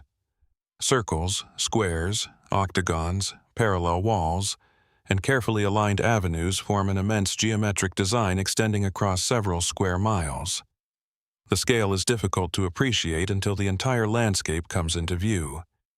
These earthworks were not shaped by natural erosion. Every embankment, ditch, and enclosure was constructed deliberately by human hands. Archaeologists attribute the Newark earthworks to the Hopewell culture, whose communities flourished throughout much of eastern North America between approximately 100 BC and AD 400. Unlike centralized kingdoms ruled by emperors or dynasties, the Hopewell world consisted of interconnected societies linked through ceremonial traditions, long-distance trade, and shared artistic expression. The Newark complex represents one of the largest surviving ceremonial landscapes they created. Its construction required extraordinary effort. Millions of basket-loads of earth were carefully excavated, transported, and placed without the aid of wheeled vehicles, draft animals, or metal tools.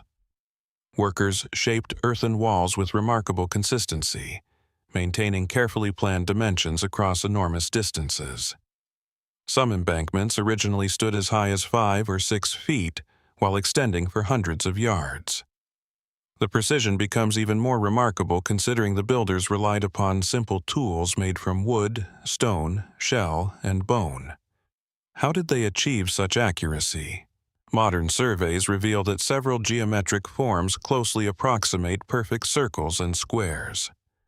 The Great Circle alone measures roughly 1,200 feet in diameter, enclosed by impressive earthen walls and an interior ditch unlike most defensive fortifications. Nearby, the famous octagon earthworks connect an enormous octagonal enclosure with a large circular embankment through carefully engineered passageways. These forms immediately suggest intentional planning, but for what purpose?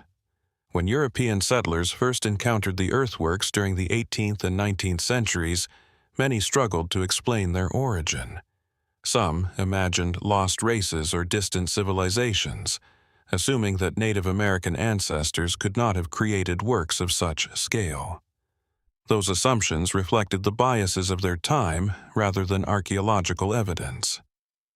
Modern research has thoroughly overturned those misconceptions.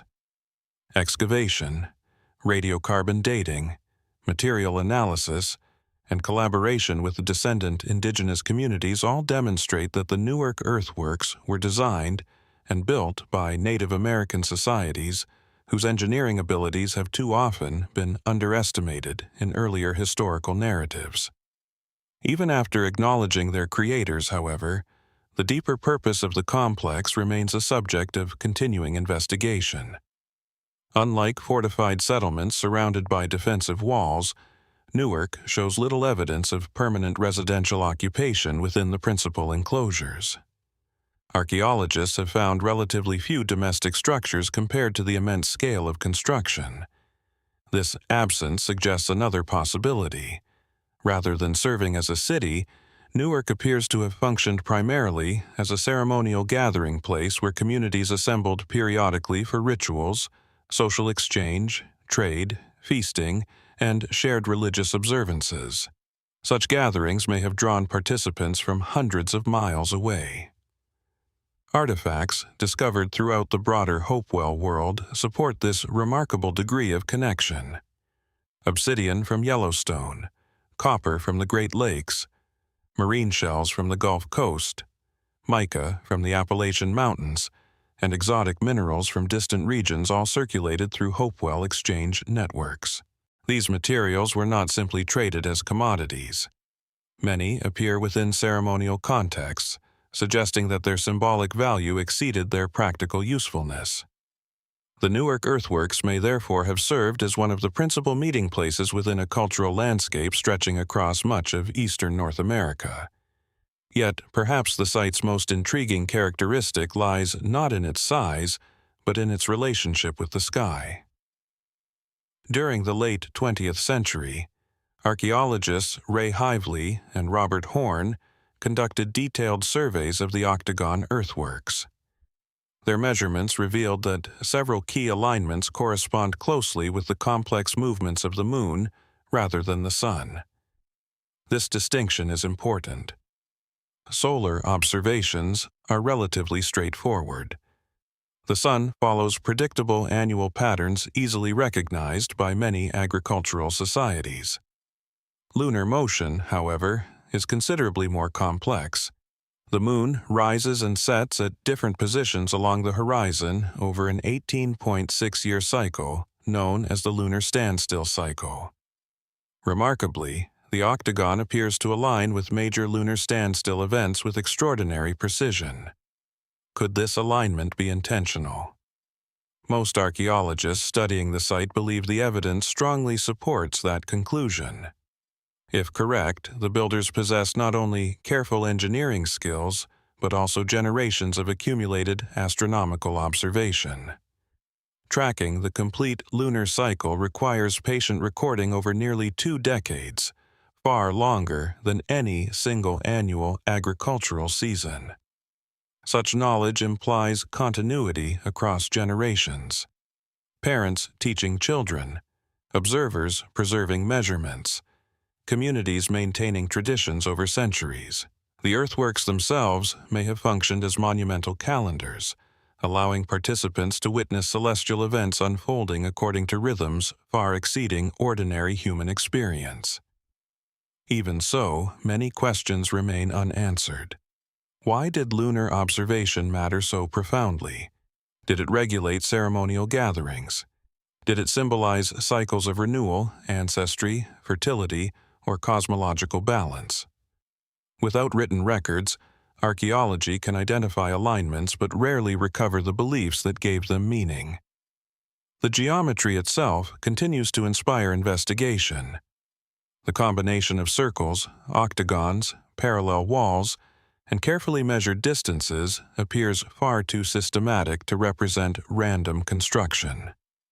Some researchers suggest that specific numerical relationships govern the overall design, reflecting standardized units of measurement maintained across multiple Hopewell earthwork complexes. Others emphasize the possibility that geometry carried symbolic significance beyond practical engineering. Across many ancient cultures, circles often represent continuity, cycles, or celestial order. Squares sometimes symbolize stability, direction, or the structured world of human experience.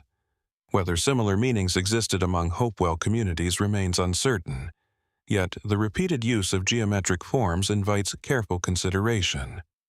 Excavations have also revealed evidence of repeated ceremonial activity. Post holes indicate that large wooden structures once stood within portions of the earthworks. Burned areas suggest controlled ritual fires rather than destructive accidents. Carefully placed offerings, fragments of exotic materials, and ceremonial objects point toward gatherings involving activities whose precise nature can no longer be reconstructed. Human burials associated with Hopewell ceremonial centers elsewhere often contain extraordinary craftsmanship. Intricately carved pipes depicting birds, bears, otters, and human figures. Copper breastplates. Mica cut into elaborate shapes. Stone carvings executed with astonishing precision. Together, these discoveries reveal a sophisticated ceremonial tradition whose intellectual and artistic achievements rival those of many better-known ancient civilizations. Yet, the Newark earthworks remain curiously restrained. There are no towering statues, no monumental inscriptions, no carved histories celebrating rulers or military victories. Instead, meaning appears embedded within space itself. Movement through gateways, relationships between earth and sky, distances measured across open fields. The landscape became both architecture and ceremony. One of the enduring puzzles concerns the labor required for construction. Building the Newark earthworks would have demanded coordinated effort from thousands of individuals over many years. How was such cooperation organized? Did respected religious leaders direct the work? Did communities gather seasonally to contribute labor as part of shared ceremonial obligations? Or did construction unfold gradually across generations, each adding another section according to inherited plans? Archaeologists continue debating these possibilities because the archaeological record supports aspects of each. Interpretations. Its precise geometry and astronomical alignments have inspired claims involving advanced, lost knowledge, forgotten scientific traditions, or outside influence. Some writers portray the earthworks as evidence of technologies supposedly inconsistent with prehistoric North America. Professional archaeologists strongly disagree with such conclusions. The documented engineering methods, available tools, and growing understanding of Hopewell society demonstrate that the earthworks can be explained through human ingenuity, careful planning, and long-term observation accumulated over generations. Far from diminishing the achievement, this realization makes it even more remarkable. Communities without written mathematics nonetheless mastered sophisticated surveying. Observers without telescopes tracked complex lunar cycles. Builders without metal tools transformed entire landscapes into enduring ceremonial monuments. The accomplishment belongs entirely to the people who created it. Even today, however, many sections of the broader Newark complex remain only partially understood.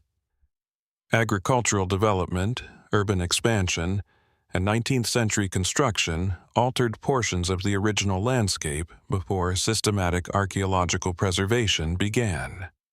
Some embankments disappeared beneath roads, neighborhoods, and farmland.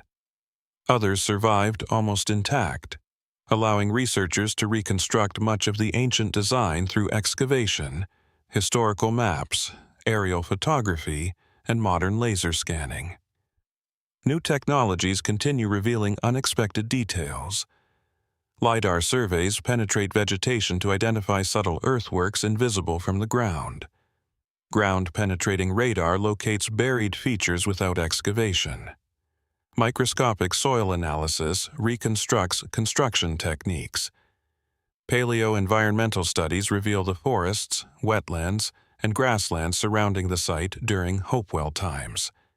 Each scientific advance adds clarity while expanding the list of unanswered questions. Standing today within the sweeping curves of the Great Circle, or looking across the immense octagon under a quiet evening sky, it becomes difficult not to notice the profound relationship between landscape, geometry, and time. The embankments appear almost modest until one begins walking their lengths, tracing lines established nearly 2,000 years ago by people whose names have disappeared, but whose vision still shapes the land. When the moon reaches one of its rare northern or southern extremes, following a cycle that unfolds only once every 18.6 years, the alignments still function much as they did centuries ago. The heavens continue their patient rhythm. The earthworks continue their silent observation. Somewhere within that enduring relationship between earth, sky, memory, and ceremony may rest the deeper purpose of Newark, a purpose only partly illuminated by archaeology, leaving us to wonder whether the greatest discoveries still lie not beneath the soil, but within a way of understanding the landscape that has almost entirely faded from human memory. As the sweeping geometry of the Newark earthworks gradually fades behind us, our journey returns to the cradle of some of humanity's earliest kingdoms. Here, another archaeological mystery waited not beneath dense forests or desert sands, but beneath the waters of a modern reservoir. For decades, an entire Bronze Age city remained concealed beneath the surface, invisible except during rare moments when the water unexpectedly retreated. Its sudden reappearance reminded archaeologists that history is not always uncovered by excavation alone. Sometimes, it simply rises back into view. This is the remarkable story of Zakhiku. Along the western bank of the Tigris River in northern Iraq, the landscape has always been defined by water. Long before modern dams transformed the valley, the river carved fertile plains through an otherwise demanding environment, nourishing settlements that became part of the ancient Near East's expanding network of cities.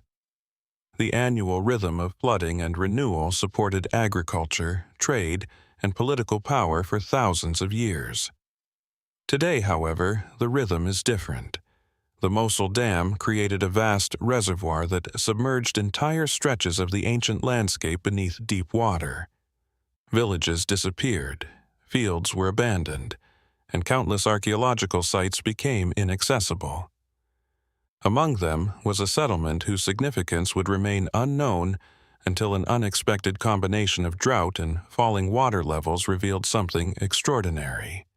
In 2018, and again during later periods of exceptionally low water, broad sections of ancient masonry emerged from the reservoir. Archaeologists quickly recognized that these were not isolated ruins. Massive walls, carefully planned buildings, towers, and administrative structures appeared remarkably well preserved despite decades beneath the water. Emergency excavations began almost immediately, racing against time before rising water would once again conceal the city. The discovery attracted international attention. Subsequent research identified the settlement as Zakhiku, an important city belonging to the Bronze Age kingdom of Mitanni, one of the ancient Near East's least understood powers. Unlike Egypt, Assyria, or Babylon, Mitanni left relatively few surviving written records of its own. Much of what historians know comes indirectly through diplomatic correspondence, neighboring kingdoms, and scattered archaeological discoveries. For that reason, every new Mitanni site carries unusual importance. Zakhiku offered something exceptionally rare. Instead of isolated artifacts, archaeologists encountered an entire urban landscape preserved almost as though suspended in time. The city flourished approximately between 1550 and 1350 BC, during the height of Mitanni influence. Positioned strategically along the Tigris, it likely served as an important provincial center controlling trade routes, agricultural production, and regional administration. Thick defensive walls surrounded key sections of the settlement, while monumental buildings overlooked the surrounding plain. The preservation astonished researchers. Despite repeated cycles of submersion, many mud brick walls still stood several meters high. Normally, unfired mud brick deteriorates rapidly when exposed to water. Yet, in this case, collapsed debris appears to have sealed portions of the architecture beneath protective sediment, limiting erosion and preserving entire building foundations with remarkable clarity. One structure proved particularly significant. Archaeologists uncovered what appears to have been a large storage complex containing enormous ceramic vessels still standing in their original positions. Such facilities would have stored grain, oil, or other agricultural products collected through taxation or redistribution. The scale suggests centralized administration capable of managing substantial regional resources. Nearby stood what may have been a palace or administrative headquarters. Wide rooms, thick walls, carefully constructed courtyards, and substantial architectural planning all indicate official rather than domestic use. Although many upper sections have disappeared, the surviving foundations reveal a settlement planned with considerable sophistication. Yet, perhaps the most remarkable discovery lay hidden inside another building. There, archaeologists uncovered a cache of more than 100 clay tablets. Their survival borders on extraordinary. Most cuneiform tablets remain durable because they were intentionally fired or accidentally baked during destructive fires. These tablets, however, appear to have survived despite prolonged submersion beneath reservoir waters. Some remained enclosed within ceramic vessels, while collapsed architecture protected others from direct exposure. Written in Akkadian cuneiform, the diplomatic language of much of the ancient Near East, the tablets promise valuable insight into one of history's most elusive kingdoms. Many remain under careful study. Preliminary analysis suggests that several date to the period immediately following the collapse of Mitanni authority, when the expanding Middle Assyrian Empire absorbed former Mitanni territories. Administrative records, correspondence, and official documents preserved within the archive may illuminate political transitions that historians have long struggled to reconstruct. What conversations do these tablets preserve? Were officials documenting tax collections, recording military movements, issuing orders during moments of uncertainty as one kingdom replaced another? The answers continue to emerge slowly through painstaking translation. Every wedge-shaped impression pressed into the clay nearly 3,500 years ago now becomes part of a much larger historical puzzle. The kingdom of Mitanni itself remains one of antiquity's enduring enigmas. Emerging during the second millennium BC, Mitanni controlled large portions of northern Mesopotamia and Syria, competing diplomatically and militarily with Egypt, the Hittites, and Assyria. Royal marriages linked Mitanni rulers with Egyptian pharaohs. Diplomatic letters preserved at Amarna reveal relationships between courts separated by vast distances. Yet, despite this international prominence, surprisingly little survives from Mitanni's own cities. Its capital, Washukani, has never been identified with certainty. royal archives remained scarce. Many settlements were later occupied by successive civilizations whose construction obscured earlier remains. Zakhiku therefore occupies an especially valuable position within archaeological research.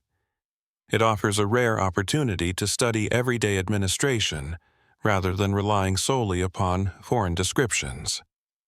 The city's location also encourages broader reflection. The Tigris River functioned as both highway and lifeline. Boats transported grain, timber, stone, livestock, and manufactured goods between distant settlements. Seasonal agriculture supported growing populations, while river crossings influenced military strategy and political control. Zakhiku almost certainly benefited from this strategic geography.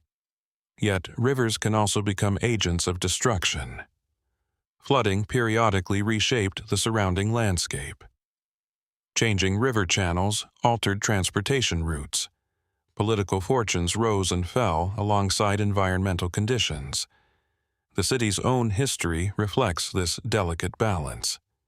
At some point during the Late Bronze Age, Mitanni authority weakened under increasing pressure from neighboring powers. Assyria gradually expanded northward, incorporating former Mitanni territories into its growing empire. Archaeological evidence indicates continued occupation under changing political administration, though the city's regional importance appears to have evolved. Even so, many questions remain unresolved. How large was Zakhiku at its peak? How many people lived within its walls? Did its inhabitants identify primarily with local traditions or with the broader Mitanni state? Without extensive written archives from earlier phases of occupation, archaeology must reconstruct these answers from architecture, pottery, tools, food remains, and settlement patterns. The remarkable preservation of mud brick architecture offers additional opportunities. Construction techniques reveal standardized planning. Wall thickness indicates multi-story buildings in certain areas. Drainage systems demonstrate practical engineering adapted to seasonal conditions. Every surviving room contributes another fragment to understanding urban life in a kingdom that remains only partially visible elsewhere.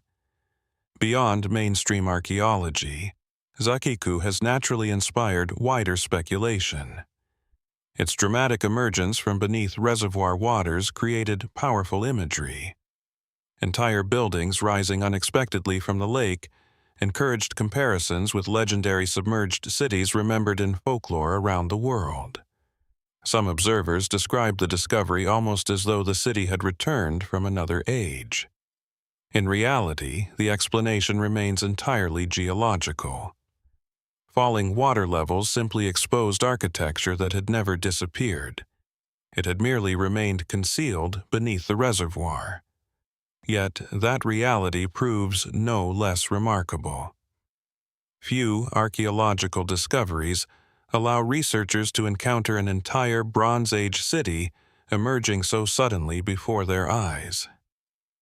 Others have wondered whether additional Mitanni settlements remain hidden beneath modern reservoirs throughout the region. Given decades of dam construction across the Tigris and Euphrates river systems, this possibility remains entirely plausible. Numerous archaeological sites undoubtedly lie beneath artificial lakes, preserved to varying degrees until future environmental conditions or technological advances perhaps make renewed investigation possible. The discovery also highlights an increasingly important challenge facing archaeology. Climate change, drought, and changing water management practices are exposing ancient landscapes previously considered inaccessible. While such conditions create opportunities for research, they also present urgent conservation problems.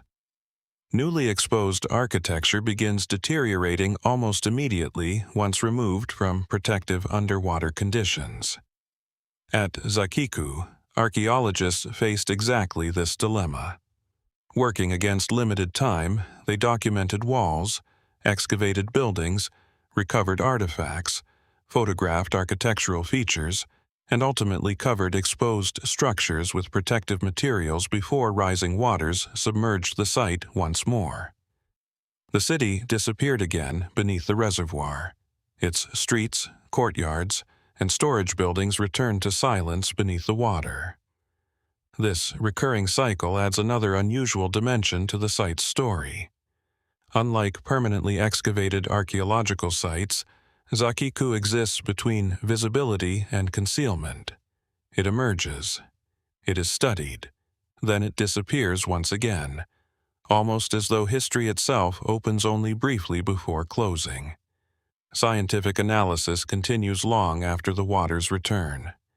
Geoarchaeology reconstructs ancient floodplains. Residue analysis identifies substances once stored inside pottery. Archaeobotanical studies recover seeds that reveal agricultural practices. Microscopic examination of mud brick exposes construction methods and environmental conditions.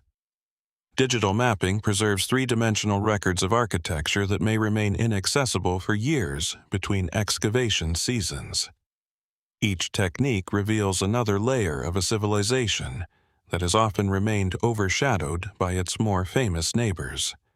Standing on the reservoir's edge during those rare moments when the waters retreat, one can imagine the outlines of streets slowly emerging from the mud, walls rising where only open water existed weeks before, and silent buildings returning briefly to daylight after more than 3,000 years. The people who once walked those streets could never have imagined such a future. Their city survived the collapse of kingdoms, imperial conquest, shifting rivers, and the passage of millennia, only to disappear beneath a modern reservoir before revealing itself once more to archaeologists racing against time. Perhaps that is what makes Zakhiku so compelling. It reminds us that history is not always lost forever. Sometimes it waits patiently beneath changing landscapes, preserved by circumstances no one could have anticipated. And somewhere below the quiet surface of the reservoir, beyond the walls already documented and the tablets already translated, there may still rest untouched archives, hidden chambers, or entire neighborhoods whose stories remain unread, waiting for the next retreat of the water to offer another brief glimpse into one of the ancient world's most elusive civilizations.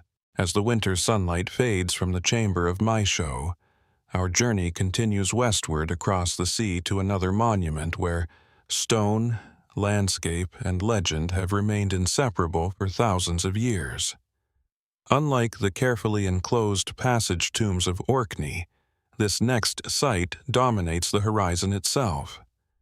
Rising high above Ireland's Atlantic coastline, it can be seen from great distances, standing alone against the sky like a silent guardian, watching over generations that have long since disappeared.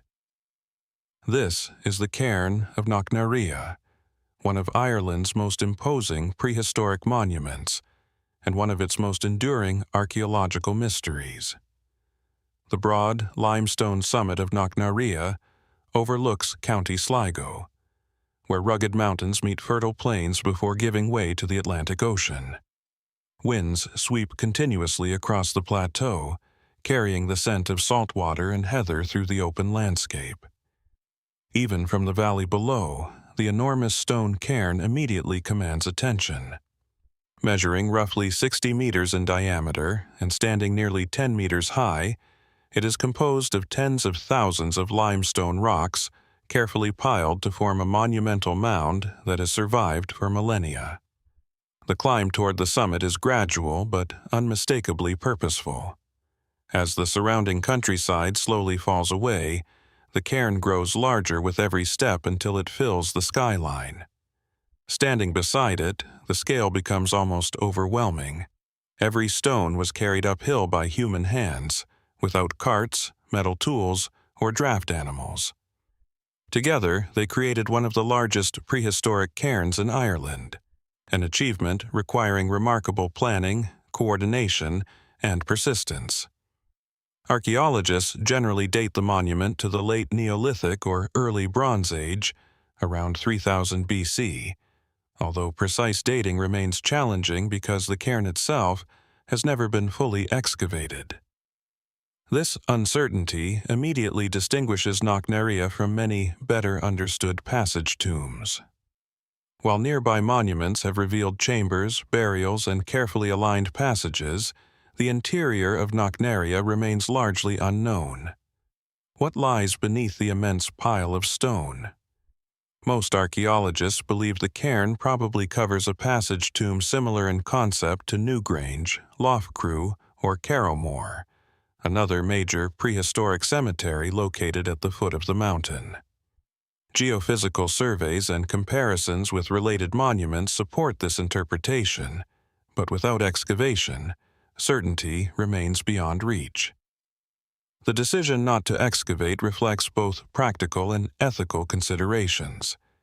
Removing thousands of stones would permanently alter one of Ireland's most iconic prehistoric landmarks. Modern archaeology increasingly favors preservation whenever possible, allowing future generations equipped with more advanced technologies to investigate without unnecessary destruction. As a result, Knocknarea continues to guard many of its answers. The monument also occupies an important position within a much broader ceremonial landscape. Surrounding the mountain are dozens of Neolithic tombs, stone circles, and ritual sites, particularly the nearby Carrowmore complex, one of the oldest and largest collections of megalithic monuments in Europe. Rather than existing in isolation, Knocknarea appears to have formed the highest and most visually dominant point within an extensive sacred landscape that evolved over centuries. From the summit, the panoramic view is extraordinary. Mountains rise to the east, the Atlantic stretches westward, and countless prehistoric sites become visible across the countryside below. This commanding position has encouraged many researchers to suggest that visibility itself carried symbolic importance. The builders selected not merely a convenient hill, but one that connected land, sea, sky, and surrounding monuments into a single ceremonial setting. Local tradition adds another layer to the mystery.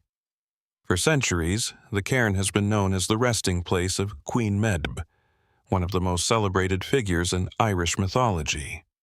According to later medieval tradition, Medb was buried upright inside the cairn, facing her enemies across the landscape with spear in hand.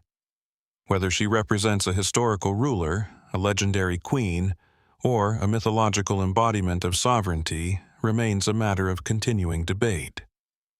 Most archaeologists do not believe the monument was constructed specifically for the historical figure described in medieval literature. The cairn predates those stories by thousands of years. Yet, the persistence of the tradition is itself significant.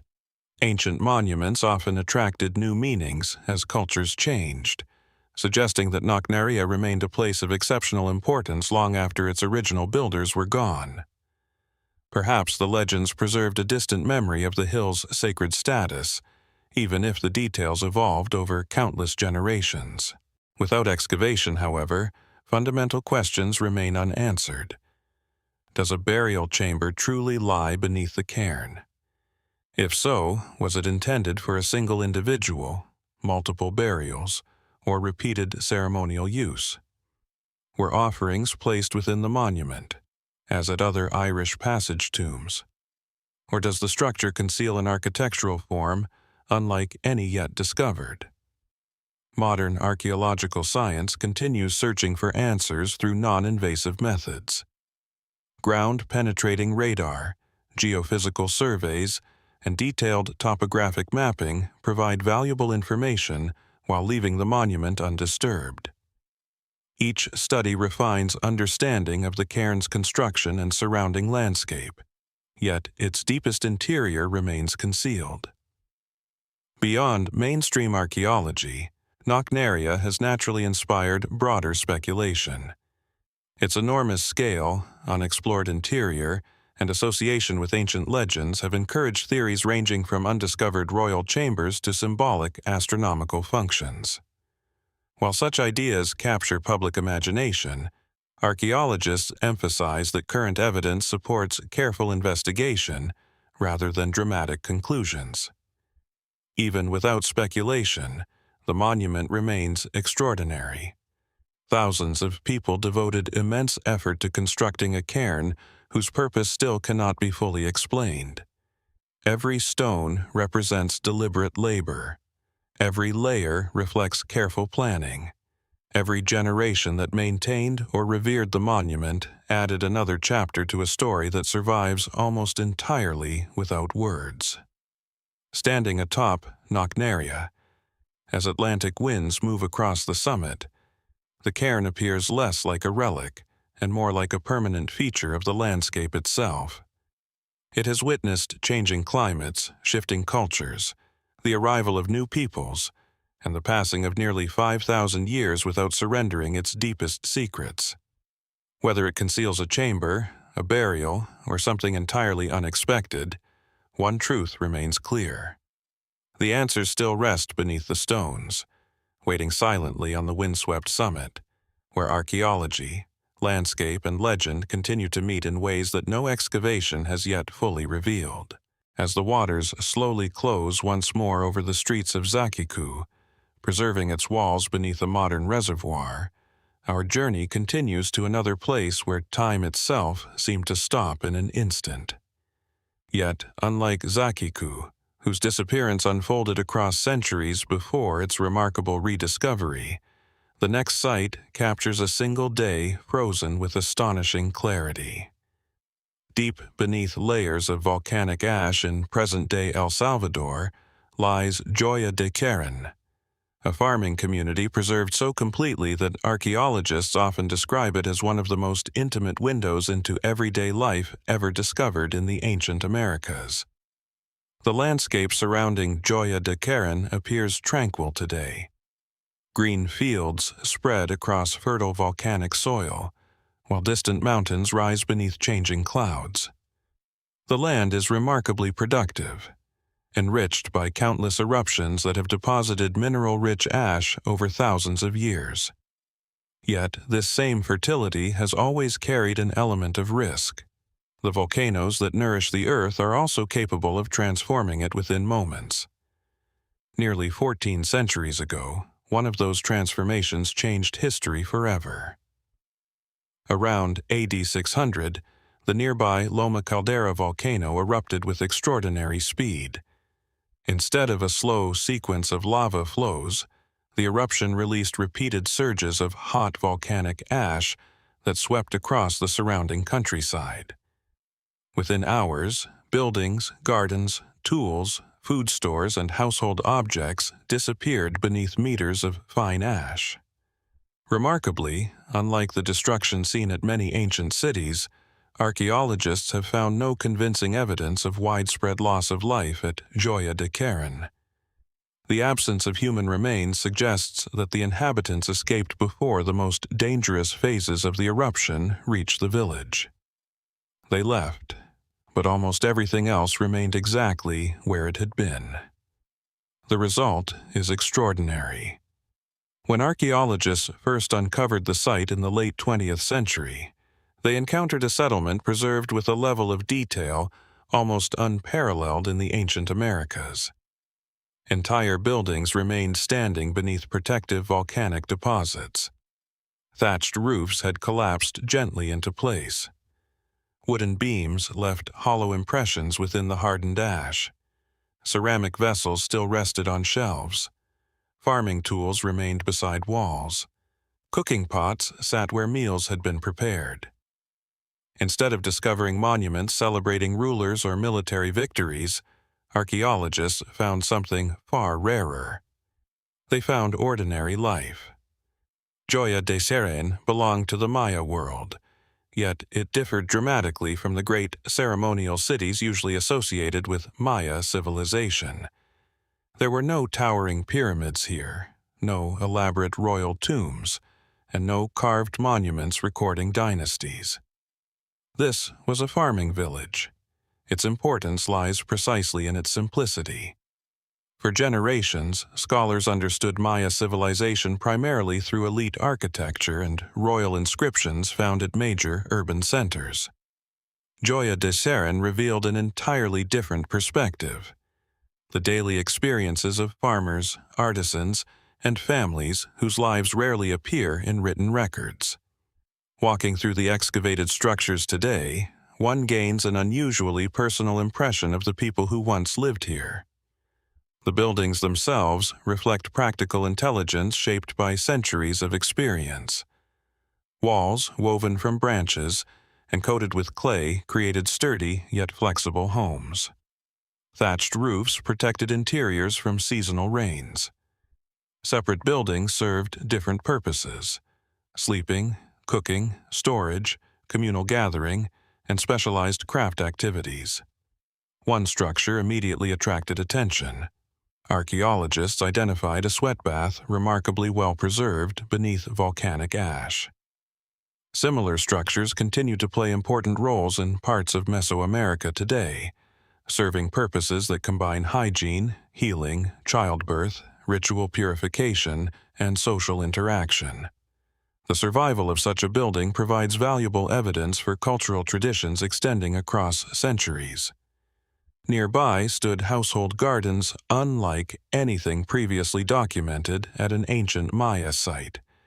Rows of cultivated plants remained preserved beneath volcanic deposits: cassava, beans, maize, agave, fruit trees, medicinal herbs. Because volcanic ash sealed entire root systems and planting beds, archaeologists reconstructed agricultural practices with unprecedented precision. In most ancient settlements, only scattered seeds survive. At Joya de Cerén, entire cultivated landscapes remained visible. The discovery transformed understanding of Maya farming. Cassava proved especially significant. Long overshadowed by maize in archaeological discussions, cassava emerged here as a major staple crop capable of supporting substantial populations. Its underground storage routes survive drought better than many cereals, offering resilience in uncertain environmental conditions. How many other ancient communities depended upon crops that archaeology had previously overlooked? Joya de Cerén encouraged researchers to rethink assumptions extending across much of Mesoamerican history. The tools abandoned throughout the village deepen this remarkable sense of immediacy. Grinding stones still held traces of food preparation. Clay vessels remained beside hearths. Storage jars retained seeds. Fiber-working tools rested where craftspeople last used them. Everything suggests interruption rather than abandonment. It feels almost as though the inhabitants expected to return. One building has become particularly famous among archaeologists. Known as the community structure, it appears to have served as a gathering place for meetings, ceremonies, or shared activities. Benches lined the interior walls. Large vessels suggest communal food preparation or storage. Was this where important decisions were made? Did families gather here during festivals? Were agricultural calendars discussed beneath its roof before planting seasons began? The building offers clues but no definitive answers. Unlike elite Maya centers covered with hieroglyphic inscriptions, Joya de Cerén remains almost entirely silent in written form. Its people express themselves through architecture, agriculture, and material culture rather than monumental texts. Another intriguing discovery emerged from one of the storage buildings. Archaeologists identified carefully bundled cotton fibers alongside weaving equipment, indicating textile production played an important role within the community. Clothing, baskets, cordage, and ceremonial fabrics likely formed part of daily economic life. Elsewhere, preserved food remains revealed surprising dietary diversity. The villagers consumed not only maize, but also beans, squash, chili peppers, cacao, fruits, fish, shellfish obtained through trade, domesticated animals, and hunted game. Rather than surviving at subsistence levels alone, they appear to have enjoyed access to varied nutritional resources supported by fertile volcanic soils and regional exchange networks. Yet, despite these insights, profound questions remain. Why did everyone appear to leave so quickly? Volcanic eruptions often unfold with warning signs. Earthquakes, gas emissions, ashfall, unusual animal behavior. Did the inhabitants recognize these signals in time? Or did the eruption simply progress rapidly enough that immediate evacuation became the only possible response? The absence of human remains strongly suggests successful escape. However, another mystery follows naturally. Where did they go? No archaeological evidence has yet identified the destination of the displaced community. Did they establish another nearby village? Were they absorbed into neighboring settlements? Did survivors preserve memories of Joya de Cerén through oral tradition long after the buried village disappeared beneath the ash? The answers remain elusive. The eruption itself deserves careful attention. Unlike catastrophic volcanic events producing widespread regional devastation, Loma Caldera's eruption appears relatively modest in overall scale. Yet, for those living nearby, its localized impact proved decisive. Repeated pulses of ash gradually buried buildings without generating the intense heat associated with flowing lava. This distinction explains the remarkable preservation. Fine volcanic deposits entered structures gently, filling rooms while supporting fragile organic materials that normally decay within decades. Wood, seeds, plant fibers, food remains, even impressions of woven baskets survived. In many respects, the ash functioned as a protective blanket rather than purely destructive force. Some researchers have drawn comparisons with Pompeii in Italy, another settlement preserved beneath volcanic deposits. The comparison proves useful in certain respects but differs in one important way. Pompeii largely preserves an urban Roman city whose inhabitants suffered devastating casualties. Joya de Cerén preserves an agricultural community that appears largely to have escaped. One site records tragedy, the other preserves interruption. This distinction shapes the emotional atmosphere surrounding the excavation. There is no overwhelming sense of catastrophe within the buildings themselves. Instead, there is absence. The people simply are not there. Their possessions remain. Their homes remain. Their gardens remain. But the voices have vanished.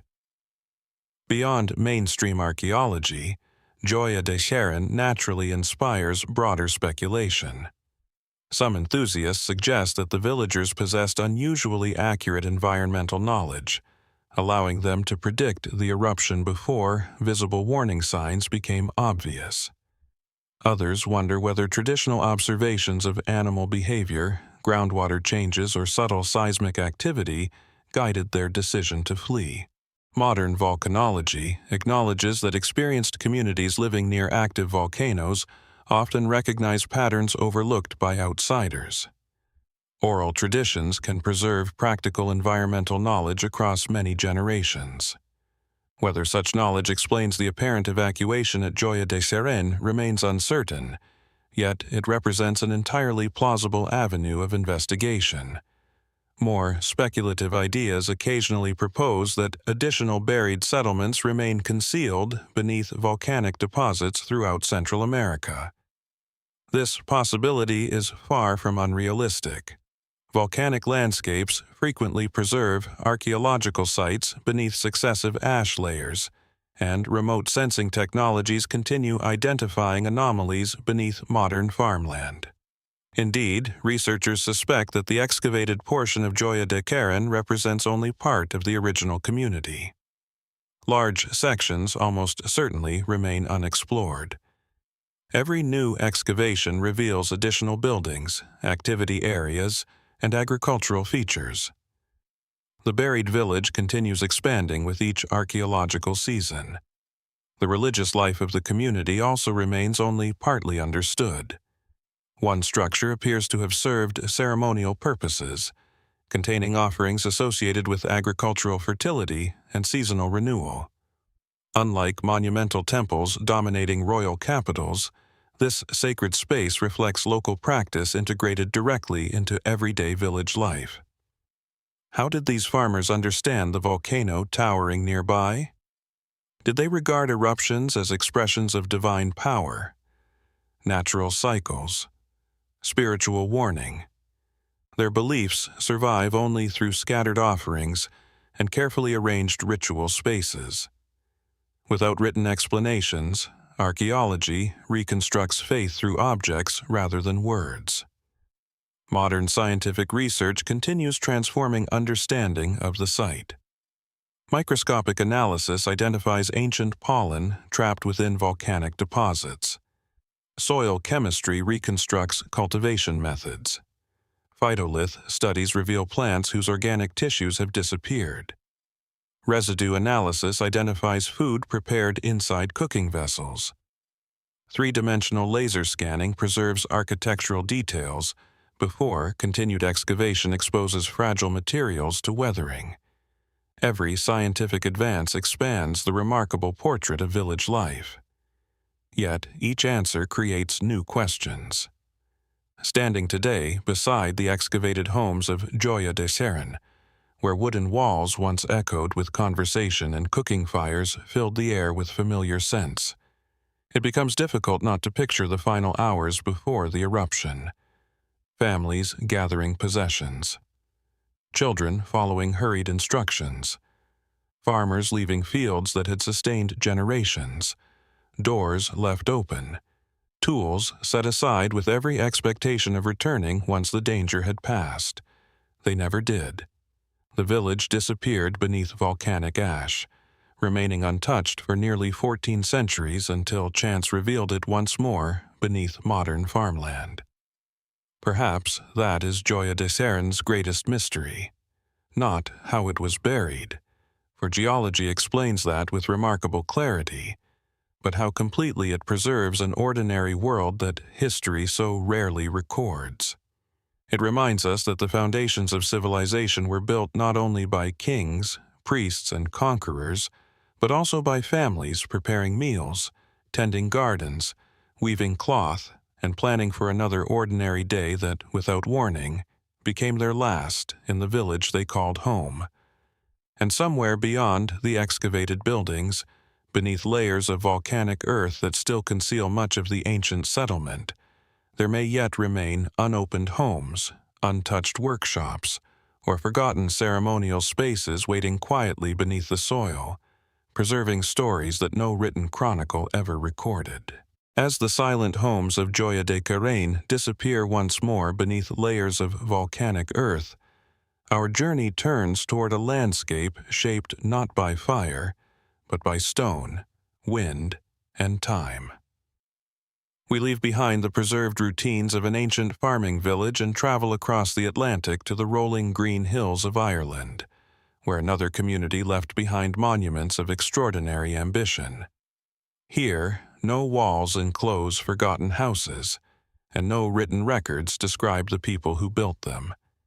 Instead, massive stones crown the hilltops, forming chambers that have watched the changing seasons for more than 5,000 years. These are the Loughcrew Cairns, one of Europe's oldest and most enigmatic prehistoric landscapes. Rising above the surrounding countryside in County Meath, the Loughcrew Hills command sweeping views across central Ireland. On clear days, the horizon stretches in every direction, with patchwork fields, winding rivers, and distant ridges fading into soft blue light. The highest points of the hills seem almost naturally suited for monuments. Even before reaching the summit, the landscape begins to feel set apart, as though elevation alone carried meaning for the people who climbed these slopes thousands of years ago. Scattered across these hills are more than 30 passage tombs, built primarily around 3,200 BC, making them older than Stonehenge and nearly contemporary with Newgrange. Constructed during Ireland's Neolithic period, these monuments belong to a remarkable tradition of megalithic architecture that spread across parts of Atlantic Europe. Yet, despite similarities with other passage tombs, Loughcrew possesses a distinct identity, shaped by its dramatic location and by the extraordinary carvings hidden within its stone chambers. From a distance, each cairn appears as a rounded mound of stone and earth. Time has altered many of them. Some have partially collapsed. Others have lost their outer coverings, exposing the internal chambers built from enormous upright slabs supporting heavy capstones.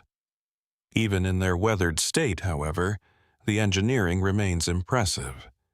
Without metal tools, without wheeled transport, without domesticated draft animals, communities transported and positioned stones weighing several tons atop steep hillsides with astonishing precision. How they accomplish this remains an active subject of archaeological study. Most researchers believe that coordinated human labor, timber rollers, sledges, ropes made from plant fibers, and carefully prepared earthen ramps made construction possible. No single technological breakthrough explains the achievement. Rather, generations of practical knowledge combined with organized communal effort allowed these monuments to emerge gradually across the landscape. Yet, the greatest mystery begins only after entering the chambers themselves. Inside the narrow passageways, sunlight fades quickly. Massive stones close overhead. The air grows cooler. Silence settles with unusual intensity. Then the carvings begin to appear. Many of the chamber stones are covered with intricate engravings, unlike ordinary decoration. Spirals, concentric circles, zigzags, lozenges, arcs, stars, parallel lines, cup marks, and complex geometric patterns cover their surfaces. Some carvings occupy only small areas, while others extend across entire slabs with remarkable confidence and consistency. These designs immediately invite interpretation. What did they mean? Were they simply artistic expression? Symbols connected with ritual? Representations of landscapes, rivers, celestial bodies, or spiritual beliefs? Or did they communicate ideas now entirely beyond recovery? Unlike later civilizations, the builders left no written explanation. The stones preserve images without preserving language. Among the most famous monuments is Cairn T, situated on Cairnbane East, the highest hill within the complex. Here, one of Ireland's finest collections of megalithic art survives remarkably well. The entrance passage leads toward a cruciform chamber where carefully placed stones bear elaborate carvings executed with striking precision. One stone in particular has attracted generations of attention. Known as the Hag's Chair, this large decorated stone occupies a prominent position within the chamber. Local folklore later associated it with the mythical Cailleach, a powerful figure in Irish tradition often connected with winter, creation, mountains, and transformation. Whether these legends preserve distant echoes of prehistoric belief remains impossible to determine. The folklore emerged thousands of years after the cairns were constructed.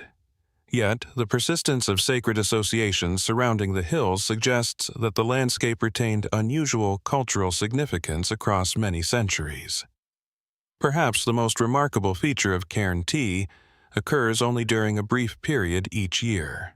Around the spring and autumn equinoxes, the rising sun enters the passage and gradually illuminates the rear chamber. As morning light advances through the narrow entrance, carved stones that have remained in darkness for months begin to glow with warm golden light. The effect lasts only a short time. Then the sunlight moves on.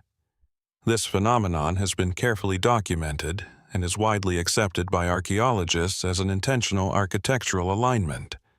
Such precision raises profound questions. How did Neolithic builders determine the correct orientation? Tracking the annual movement of sunrise requires careful observation extending over many years. Minor errors in construction would prevent the illumination from occurring correctly. The alignment therefore reflects generations of accumulated astronomical knowledge combined with impressive engineering skill. But why create it? One possibility connects the equinox with agricultural cycles. For farming communities, the balance between daylight and darkness marked important seasonal transitions, influencing planting and harvest. Another interpretation suggests symbolic renewal. The annual return of light into the chamber may have represented continuity between life, death, and rebirth. Human remains recovered from several passage tombs indicate that these monuments functioned, at least in part, as places of burial. Yet they differ significantly from ordinary cemeteries. Rather than individual graves, archaeologists often find cremated remains belonging to multiple people deposited over long periods. Grave goods, including polished stone axes, beads, bone objects, pottery, and personal ornaments, accompanied some burials, though the overall emphasis appears focused less on individual identity than on collective remembrance. Who was buried here? Community leaders, religious specialists, respected ancestors, or carefully selected individuals representing broader social groups. The evidence remains open to interpretation. Some scholars propose that passage tombs served as ceremonial centers where living communities maintained relationships with their ancestors through repeated rituals extending across generations. The architecture itself encourages reflection. Approaching the chamber requires passing through a narrow entrance into darkness, before eventually reaching the central space where sunlight occasionally penetrates. Some researchers see this progression as symbolic, a journey from the ordinary world into another realm, from life toward death, or perhaps from uncertainty toward illumination. Whether such meanings truly existed can never be demonstrated with certainty, but the deliberate spatial design suggests careful planning extending beyond simple practical function. The surrounding landscape also deserves attention. Many of the cairns occupy hilltops, offering panoramic views toward other prominent landmarks. Some researchers argue that visual relationships between monuments formed part of a wider sacred geography connecting communities across the region. From one summit, another cairn becomes visible. Beyond that, another hill, another valley, another horizon. Were these simply convenient locations, or did the builders intentionally create a network of monuments linked through line of sight? Modern landscape archaeology increasingly supports the idea that prehistoric people understood space very differently from modern observers. Hills, rivers, valleys, and celestial events likely formed interconnected elements within a broader cultural worldview. The carvings themselves remain one of archaeology's greatest puzzles. Spirals appear repeatedly not only at Loughcrew but also at Newgrange and other megalithic monuments throughout Ireland. Why the spiral? Some interpret it as representing cycles of life, seasonal change, or celestial motion. Others see flowing water, solar movement, human consciousness, or symbolic journeys. Because no written key survives, every interpretation remains provisional. Even the act of creating these carvings required remarkable dedication. Using harder stone tools, prehistoric artists pecked, chipped, and polished intricate designs into resistant rock surfaces. Each line demanded patience. Each spiral required careful planning. Some carvings overlap earlier designs, suggesting that artistic traditions evolved across generations, rather than emerging from a single moment of construction. Beyond mainstream archaeology, Loughcrew has naturally inspired more speculative ideas. Its astronomical alignments, elevated setting, and elaborate symbolism have encouraged claims involving ancient observatories, forgotten systems of knowledge, or sophisticated cosmological understanding beyond conventional expectations. Professional archaeologists generally approach such theories with caution. The evidence clearly demonstrates intentional astronomical observation. Around the spring and autumn equinoxes, the rising sun enters the passage and gradually illuminates the rear chamber. As morning light advances through the narrow entrance, carved stones that have remained in darkness for months begin to glow with warm golden light. The effect lasts only a short time. Then the sunlight moves on. This phenomenon has been carefully documented and is widely accepted by archaeologists as an intentional architectural alignment. Such precision raises profound questions. How did Neolithic builders determine the correct orientation? Tracking the annual movement of sunrise requires careful observation extending over many years. Minor errors in construction would prevent the illumination from occurring correctly. The alignment therefore reflects generations of accumulated astronomical knowledge combined with impressive engineering skill. But why create it? One possibility connects the equinox with agricultural cycles. For farming communities, the balance between daylight and darkness marked important seasonal transitions, influencing planting and harvest. Another interpretation suggests symbolic renewal. The annual return of light into the chamber may have represented continuity between life, death, and rebirth. Human remains recovered from several passage tombs indicate that these monuments functioned, at least in part, as places of burial. Yet they differ significantly from ordinary cemeteries. Rather than individual graves, archaeologists often find cremated remains belonging to multiple people deposited over long periods. Grave goods, including polished stone axes, beads, bone objects, pottery, and personal ornaments, accompanied some burials, though the overall emphasis appears focused less on individual identity than on collective remembrance. Who was buried here? Community leaders, religious specialists, respected ancestors, or carefully selected individuals representing broader social groups. The evidence remains open to interpretation. Some scholars propose that passage tombs served as ceremonial centers where living communities maintained relationships with their ancestors through repeated rituals extending across generations. The architecture itself encourages reflection. Approaching the chamber requires passing through a narrow entrance into darkness before eventually reaching the central space where sunlight occasionally penetrates. Some researchers see this progression as symbolic, a journey from the ordinary world into another realm, from life toward death, or perhaps from uncertainty toward illumination. Whether such meanings truly existed can never be demonstrated with certainty, but the deliberate spatial design suggests careful planning extending beyond simple practical function. The surrounding landscape also deserves attention. Many of the cairns occupy hilltops, offering panoramic views toward other prominent landmarks. Some researchers argue that visual relationships between monuments formed part of a wider sacred geography connecting communities across the region. From one summit, another cairn becomes visible. Beyond that, another hill, another valley, another horizon.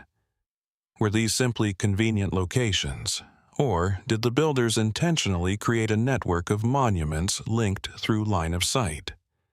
Modern landscape archaeology increasingly supports the idea that prehistoric people understood space very differently from modern observers. Hills, rivers, valleys, and celestial events likely formed interconnected elements within a broader cultural worldview. The carvings themselves remain one of archaeology's greatest puzzles. Spirals appear repeatedly not only at Loughcrew but also at Newgrange and other megalithic monuments throughout Ireland. Why the spiral? Some interpret it as representing cycles of life, seasonal change, or celestial motion. Others see flowing water, solar movement, human consciousness, or symbolic journeys. Because no written key survives, every interpretation remains provisional. Even the act of creating these carvings required remarkable dedication. Using harder stone tools, prehistoric artists pecked, chipped, and polished intricate designs into resistant rock surfaces. Each line demanded patience. Each spiral required careful planning. Some carvings overlap earlier designs, suggesting that artistic traditions evolved across generations, rather than emerging from a single moment of construction. Beyond mainstream archaeology, Loughcrew has naturally inspired more speculative ideas.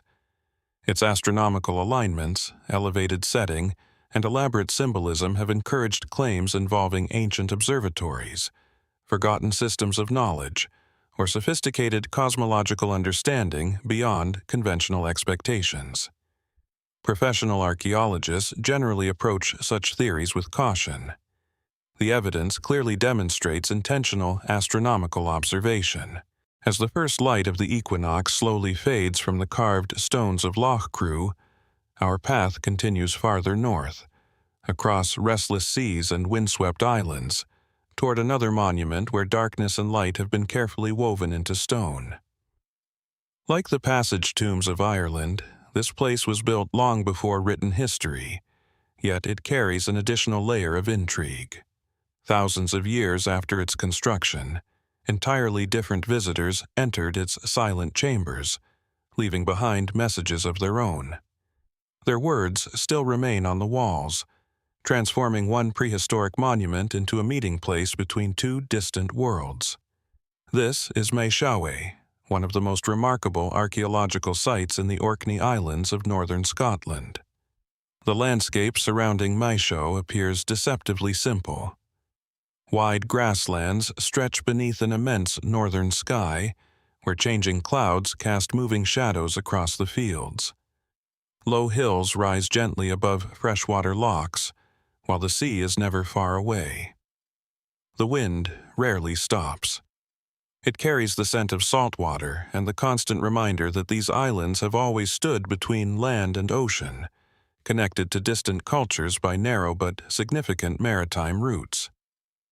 In the center of this open landscape stands a large grassy mound. From the outside, Maeshowe resembles a natural hill more than a human construction. Covered with turf and weathered by thousands of years of wind and rain, it blends almost seamlessly into its surroundings. Only its near-perfect shape hints that something extraordinary lies inside. Beneath the mound rests one of the finest examples of Neolithic engineering in Europe. Archaeologists date Maeshowe to around 2800 BC, making it roughly contemporary with several of the great passage tombs of Ireland, and slightly earlier than the largest phase of Stonehenge. Built from carefully shaped sandstone blocks fitted together with exceptional precision, the monument demonstrates a level of craftsmanship that continues to impress engineers and archaeologists alike. The entrance passage extends more than 30 feet through the mound before reaching a central chamber constructed from massive stone slabs. Unlike many prehistoric monuments assembled from irregular boulders, Maeshowe's builders selected and shaped stones with remarkable care. The walls lean inward slightly, distributing weight towards the center, while supporting an immense earthen mound above. Even after more than 4,800 years, the chamber remains structurally stable. This achievement alone raises important questions. How did Neolithic builders transport stones weighing several tons across the Orkney landscape? What methods allowed them to position each block so precisely without mortar? Experimental archaeology suggests that timber sledges, rollers, ropes, earthen ramps, and coordinated human labor made such construction possible.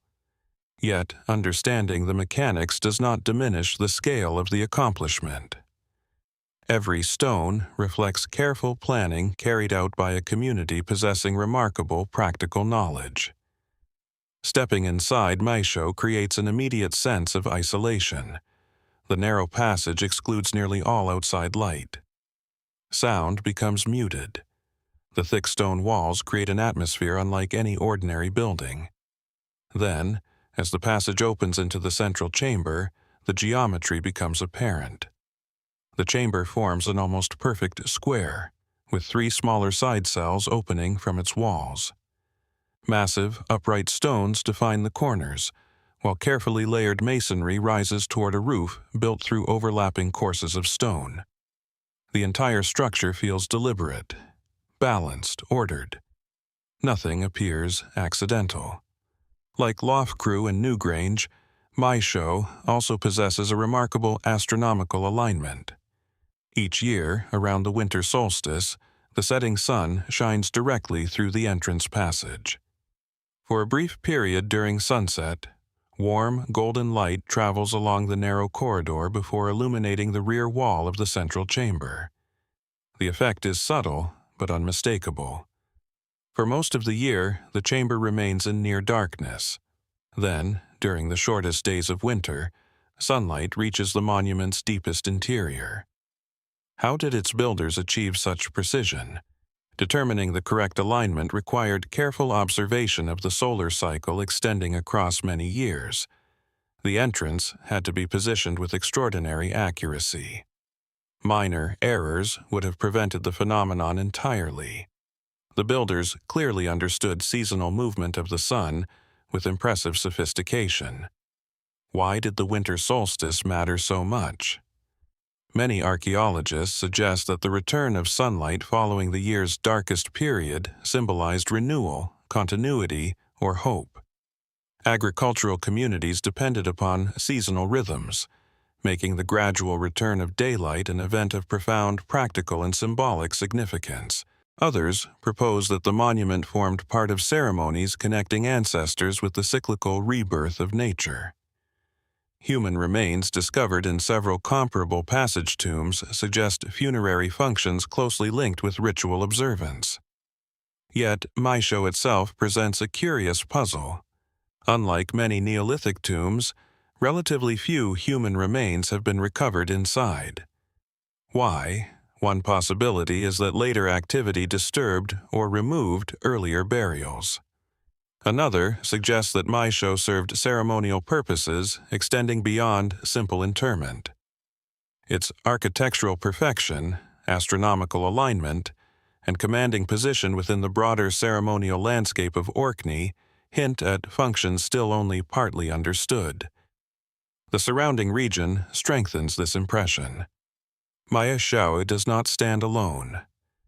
Nearby lie the ring of Brodgar, the standing stones of Stennis, the settlement of Skara Brae, and numerous other Neolithic monuments collectively forming one of Europe's richest prehistoric landscapes.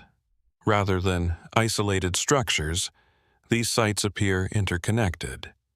Ancient pathways linked them, visual alignments connected them, shared architectural traditions united them. Together, they suggest a ceremonial landscape whose full meaning continues to challenge archaeological interpretation. Yet, Maeshowe carries another layer of history unlike almost any other prehistoric monument. Around AD 1150, nearly 4,000 years after its construction, Norse visitors entered the chamber. These visitors left behind something extraordinary: runic inscriptions.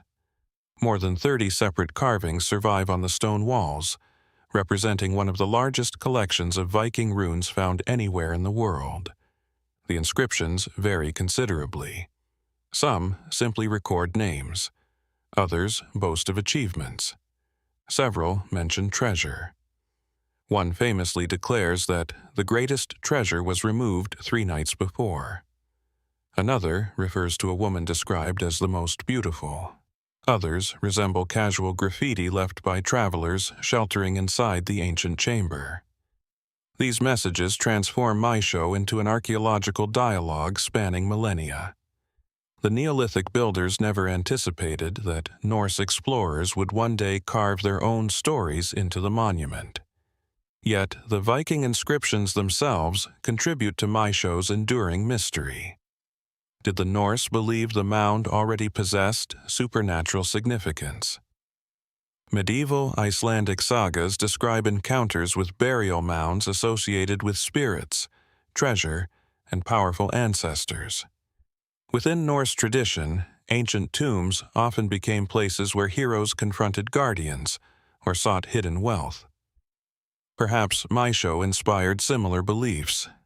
Indeed, one saga describes Earl Harold Madison's men taking shelter inside the mound during a winter storm before entering its interior. Whether every detail reflects historical reality remains uncertain. Nevertheless, the stories demonstrate that the monument continued shaping human imagination thousands of years after its construction. The famous inscription mentioning hidden treasure has inspired generations of speculation. Had valuable objects once filled the chamber?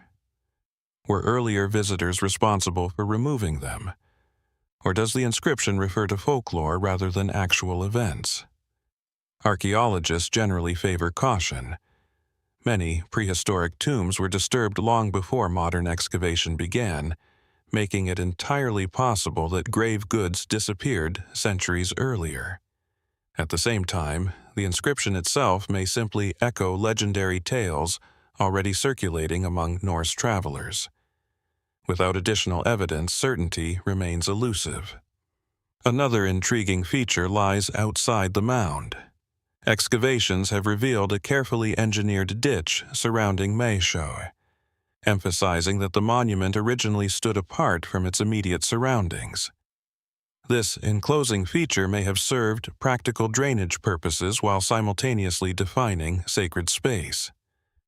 Crossing into the monument, therefore, involved passing several carefully designed boundaries.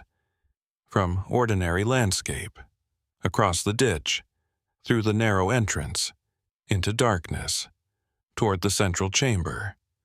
Every stage appears intentionally choreographed. Some archaeologists suggest this sequence symbolized movement between different realms of existence. The living leaving the everyday world behind, approaching ancestors, or participating in ceremonies marking seasonal transformation. Such interpretations remain plausible, but impossible to verify directly. Beyond mainstream archaeology, Maeshowe has inspired countless speculative theories. Its precise masonry, astronomical alignment, and association with Viking legends have encouraged claims involving forgotten knowledge, sacred geometry, or advanced prehistoric science. Some writers point to the monument's remarkable structural stability as evidence that its builders possessed engineering principles far beyond ordinary Neolithic capability. Professional archaeologists strongly disagree.